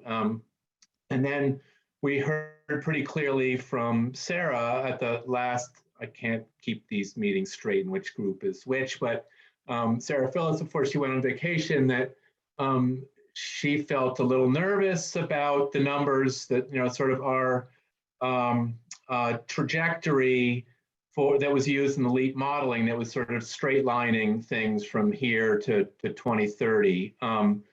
Justifiably so, given that OEO has been responsible for about half of the weatherization jobs historically, annually, and given the focus on equity and serving the lower income population, they would likely maintain a similar share. I don't know if it's 50% of all homes going forward, or a larger number would go through the caps and the weatherization program. I think that's some of the details that will have to be hammered out. But at any rate, we want to make sure that OEO feels comfortable with what we're talking about here. So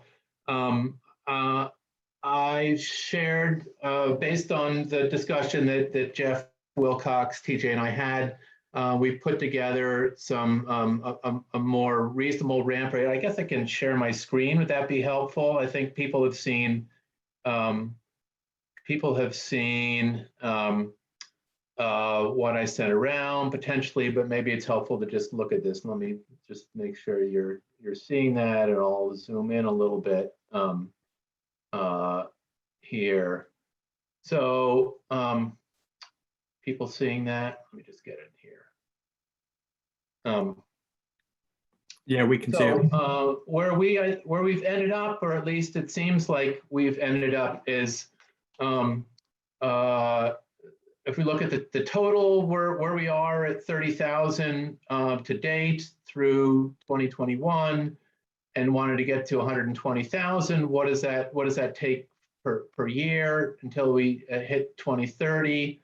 Of course, if we had started a couple years ago, it wouldn't look quite as steep, but I think that we've got, realistically, we're looking at the 8 years we have in front of us. And so what does that look like? So the blue line is cumulative weatherizations per year. And if you want it, you can do the math in your head, or you can look at the green line here and see what it looks like per year. So next year we'd have to hit 2,500, 3,500 the year after, so on and so forth. The out years look pretty ambitious. If we were to do more upfront, we wouldn't have to do 19,000 jobs in year 2030. If we were able to figure out how to go deeper and gain more savings per job, we may not have to do as many. But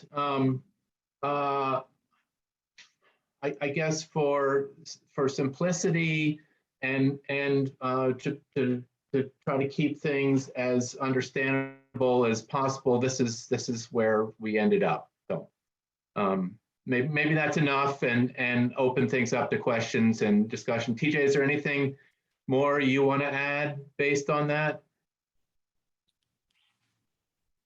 Yeah, I think that last point that you just made is really interesting, and I think a lot of the anxiety around this came from how just how the text was framed in the building sector in terms of requiring either the legislature or the administration to enact regulations to get to these goals, to 120,000. Not only the confusion between additional or annual or cumulative, new or cumulative, but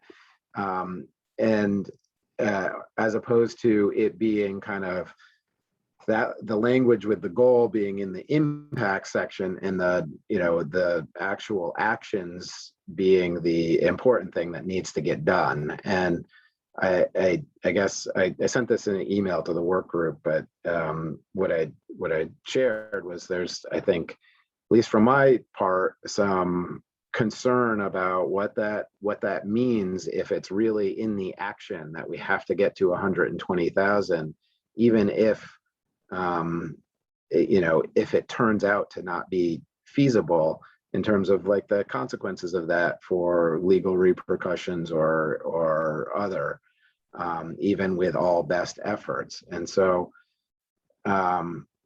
what I suggested is framing it the way that the electric vehicles are framed, in terms of the modeling shows that 170,000 electric vehicles are needed by 2030, but then the actions are really just enhance consumer incentives and have rate design and EV infrastructure, et cetera. Those are like the concrete actions, but the target is the target. And how to balance that, how to best balance that with having a goal that has some meaning, but also just recognizing that there are real limitations right now.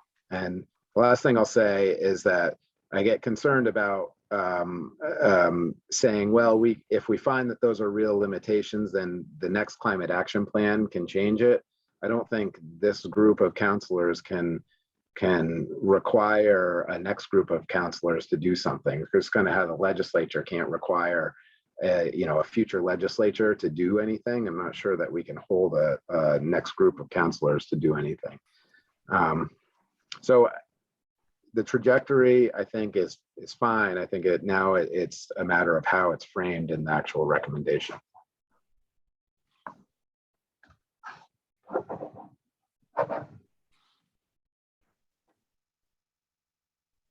I'm not chairing, but I'm see that Rich has his hand up. Well, a couple of things. First, I think your text here and your graphs are really clear and helpful. But two sort of major observations that I think are needed as this is being presented. The first, which I didn't see here, and maybe it's just understood by the Weatherization at Scale Working Group, is where did the 90K incremental treatments come from in the first place? Is it 25? If we assume that weatherization achieves 25% of the emission reductions required from the thermal sector, is the 90K backed out of something like 25% of the tons that are needed to be reduced by 2030? That would be one way of backcasting or calculating how many units you really need to treat. Another way, totally different way, would be to say, no, it's not that at all. It's X% of the low and moderate income housing units in the state that we know are beneath standard.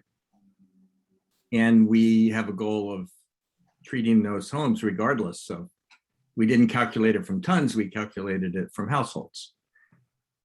Rich, if I can just clarify on directly replying to both of those, it was both. I mean, when the Weatherization at Scale group started, we looked at what was the universe of potential low and moderate income homes that would benefit from weatherization based on VHFA data. We also were independently at the same time doing the emission reduction pathways modeling and plugging in numbers about what number of homes would to weatherize to help contribute to the emissions reduction goals, and also not be too far away from some of the heat switching goals, recognizing that oftentimes we want, as you know, but as well as anyone, to have especially things like heat pumps going into efficient homes. And it landed in that range of around 120,000 total, or 90,000 new.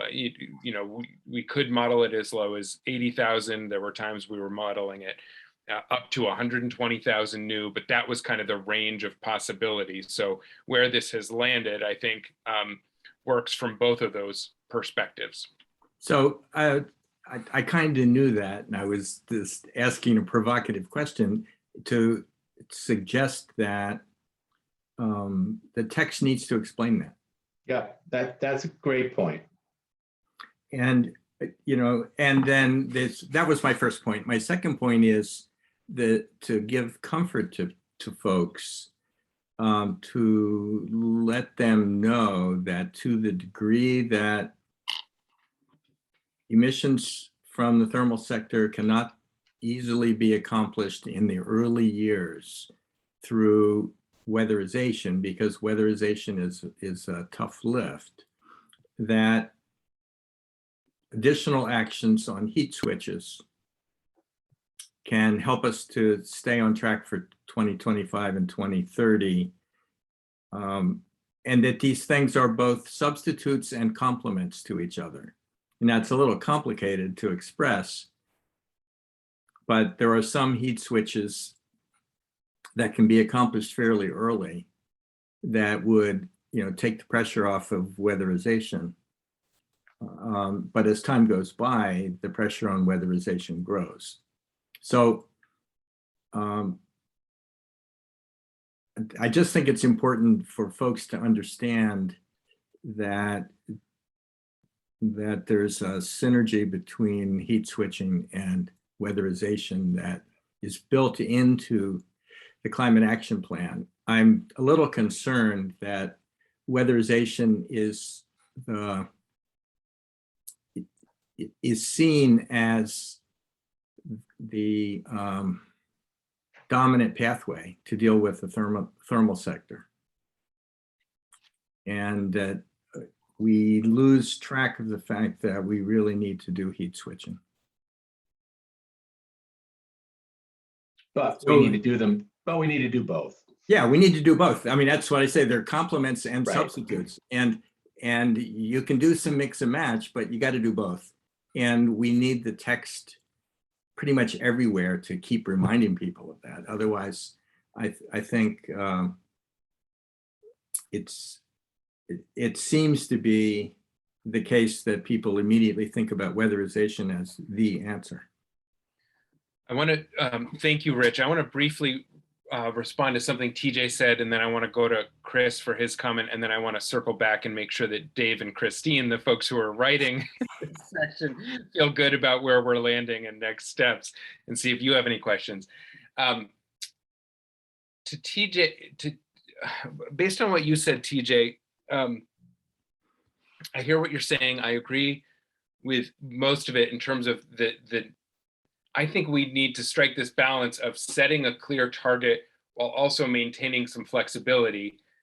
I would also just remind folks that most of us who are appointed to the council were appointed for 2 or 3 year terms. So the extent to which there will be needed revisions will be the same people in the room, at least over the next 2 and 3 years, and possibly beyond. We will have to see about that. But I would just want to note that the extent to which there are revisions needed over the next year or two, it will be the same group of people. What I fully appreciate that markets are changing, technologies are changing, behaviors are changing, and it is difficult, very difficult to try to predict the future. And that there may be some emissions reduction strategies that right now we're not anticipating to play a big role that can play a much bigger role, and that there are others that might play less of one. And so I do think we need to have that flexibility to adjust over time. That said, I think we also need to put clear signposts, clear goals that we are working towards, not as just kind of a goal and don't mobilize resources and government action around, but that we actually do. Because I think on the flip side of this, the example that we've seen, in which is totally untenable in the context of the Global Warming Solutions Act, is like what happened with weatherization goals before, where in 2007, there was a goal set for 2022 of 80,000 homes weatherized, and we only did 30,000, and we fell 50,000 short. I can imagine that we could meet the emissions reduction goals if we did 80,000 homes over the next decade rather than 90,000. I cannot see us meeting our emissions reduction goals if we only weatherize another 30. So I think that there needs to be a level of seriousness and ambition and clarity with which setting a target focuses attention, action, and resources, while not overly rigidly locking things in. But I do think it is important to have that number that is our best guess for now. Chris. Yeah, thanks, Jared. And I just wanted to also build on what you just said in response to TJ, and then build on something that Rich said. They're actually, I don't know what the number is, which is the minimum number of weatherization jobs that you could perform and still meet the target. It might be quite a small number. It's just that means that meeting the target will be more expensive. But in terms of worries that you won't get to the target if you don't quite get to the additional 90,000, I think if we go back to the point that the clean heat standard is the overarching framework for the building sector, and the clean heat standard actually doesn't require any specific mix of weatherization, heat pumps, biofuels, advanced wood heating systems, district heating, or anything else. It's a performance target. And to the extent that we fall a little short of what we currently think might be ideal for one type of measure that can be compensated for, and it will have to be compensated for by the obligated parties with more of something else. Related point to kind of build on what Rich said, in the further out we go in time, in some ways, the less important weatherization becomes in terms of meeting our targets, because while it can only get 20 or 25% savings on an individual home, as more and more of the homes that are weatherized are also switching to heat pumps, advanced wood heating, biofuels, et cetera, the amount of savings, amount of fossil fuel savings and carbon emission reductions that weatherization provides becomes smaller and smaller. And it becomes more and more important, less for emission reduction purposes than for equity purposes, to deal with the equity concerns that we have in front of us. And also to ensure that folks are comfortable switching to heat pumps from literally in their homes, so that the heat pumps are going into homes that are well suited to accept them. So I just want to make both of those points, because I hope that they don't that they assuage the concerns that TJ raised about, well, what if we only get to 85 instead of 90, or 80 instead of 90, or some other number. I think we still meet our targets. We just need to be cognizant of what it means, particularly from the equity lens.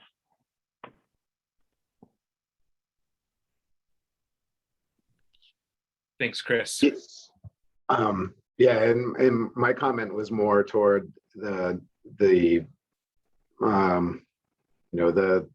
Global Warming Solutions Act created a legal hook to do what the action plan says, and so maybe we don't even need to go that far, but the action plan says 120,000 homes, and there's consequences for that. So and I agree, and many of you know that we're writing a comprehensive energy plan at the same time here, and this is also going to be a target in that plan, and there's a lot of other, it's not just equity, it's managing impacts on the grid, it's just affordability in general. So there's all kinds of goals that are beyond the goals of the climate action plan, although those are also there.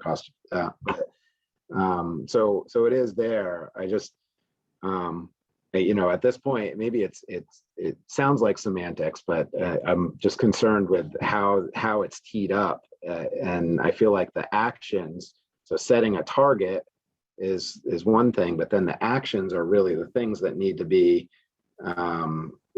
clear on, kickstart weatherization with allocation of ARPA dollars, have it be a carve out in the clean heat standard, and explore other sustainable funding mechanisms. And I think that those are the real actions that need to happen in order to be real and make progress. And it should be in service of trying to reach this target, but the target is going to be hard, and like we've been discussing, it may need to move depending on new facts on the ground. And so I feel like we're all pretty much aligned here, and I hope that others are feeling that way also. Thanks, TJ. Agreed. I want to kick it over to Dave and Christine to see kind of if you feel like you have a clear sense of where things are landing in terms of the language, that in terms of your section revisions and next steps. Well, we have done a revision, and it was recently submitted. I don't think it's at cross purposes with this conversation.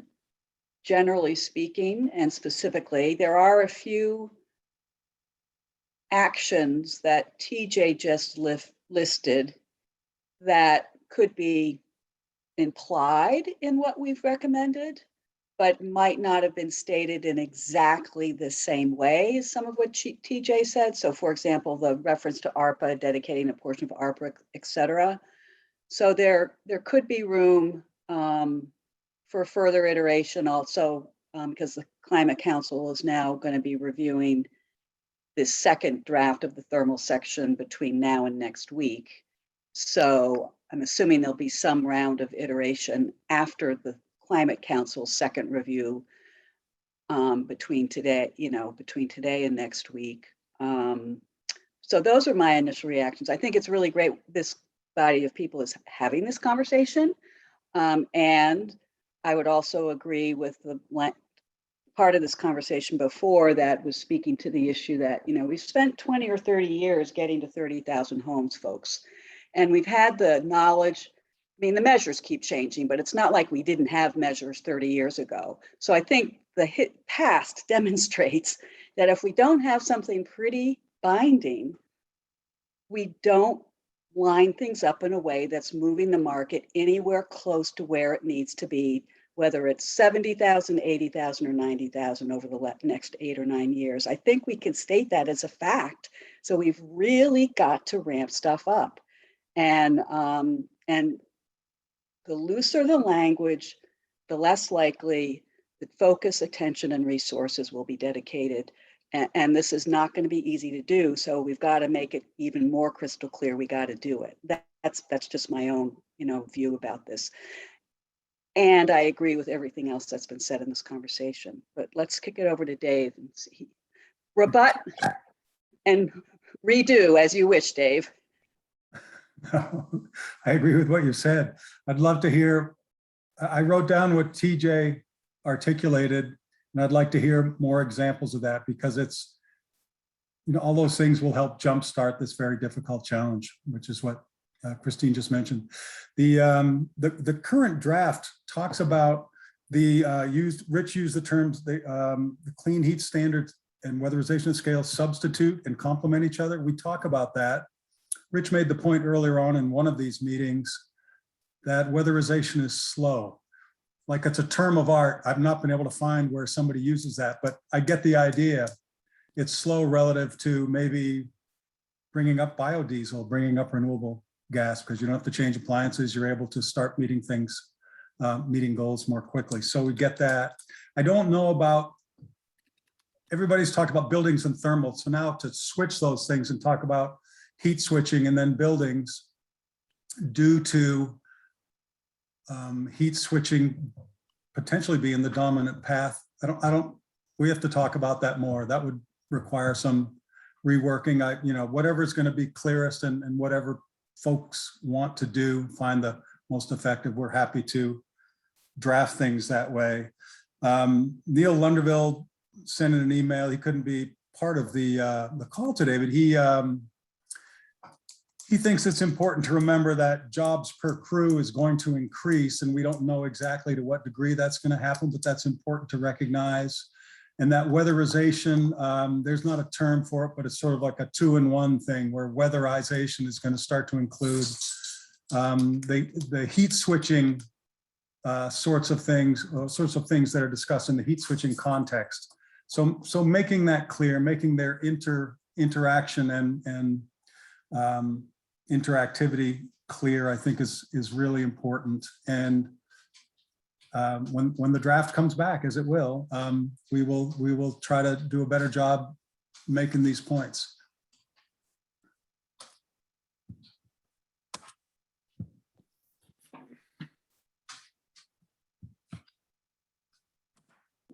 Thanks, Brian, for posting the most recent language, which is where the recommendations landed. Rich. Oh, yeah, just a further reply to TJ's concern about the Climate Council seeming to bind a future Climate Council. I'm really not worried about that issue. I mean, legislators can't specifically bind future legislators. We know that. But they also know that if they adopt something and it runs into serious problems, that the next legislature can act accordingly in response. And so, we know that too. We haven't got the crystal ball, and we know that the the climate council is an ongoing body that inherently has the ability to adjust policies over time. So I just, as a legal matter, I just don't think that we are, how do you say it? That I don't think we're violating any principles of proper administrative law by adopting a goal that we think is the appropriate goal, and at the same time recognizing that if stuff doesn't work out and some other policy looks like it's a more productive policy, the next climate council can recommend a change, and the next legislature can do it even if the climate council doesn't recommend it. Thanks, Rich. I just want to thank everybody for all the kind of thought and care and work they've put into this topic and conversation. It's such an important one from an emissions reduction standpoint, but so from an equity and health and other standpoints, as a lot of the research and analysis folks have referenced speaks to. I think at this point, unless somebody raises their hand to say that they vehemently disagree, it feels like we've landed at a kind of a common agreement that the updated language that Brian shared provides both the clarity and the flexibility that we were striving for in this conversation, and leave it at that and move forward. I'm seeing nodding from. Jared, except I think the text should say weatherize an additional 90,000. It does say that. That's what maybe you missed it, Rich. What Brian pasted in the chat is the most recent version that does say that. Make that. Oh, okay. Thank you. So I was looking sorry, at, Jared, at the earlier one. Thanks. I do have one other comment, and just the weatherization at scale working group's been awesome. I put in the chat that those actions I took were directly from them, but or that I stated. But in the action itself, I would just recommend not referencing the weatherization at scale working group. Just say the actions, because that's what people are going to read, right? That's the action. And so, I want to give plenty of credit to that group because it has done really good work. But it's when people read this, they're going to want to know what the action is. And if it's like support this working group, it's tougher. So let's list the actions. Agreed. Similar to the point Rich made yesterday about not referencing a report that hasn't been finished. We've just spent the last week doing all of this. Reference the actual things that we're talking about. Thank you, Christine. Okay.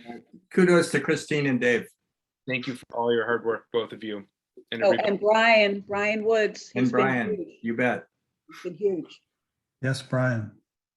Awesome. So just a little bit behind schedule, but opening this up for public comment on the last two pieces that we've handled, the economic context setting, intro piece for the CAP, climate action plan, and then the second piece that we've just been discussing on weatherization. Are there any members of the public who'd like to offer comment on either of those topics, or I guess technically anything you would like to address, but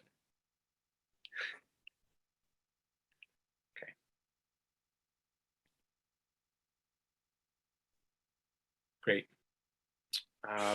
Being none, I think we can move to end the meeting. I will say that just going forward, we did not have a science and data subcommittee meeting on the calendar for next Wednesday afternoon, and taking advantage of that opening on the calendar in understanding the need for additional council meeting time, a council meeting was scheduled for our regular meeting time. So I will plan to connect with TJ after this meeting, and Jane and Catherine about future agenda items and when we next meet.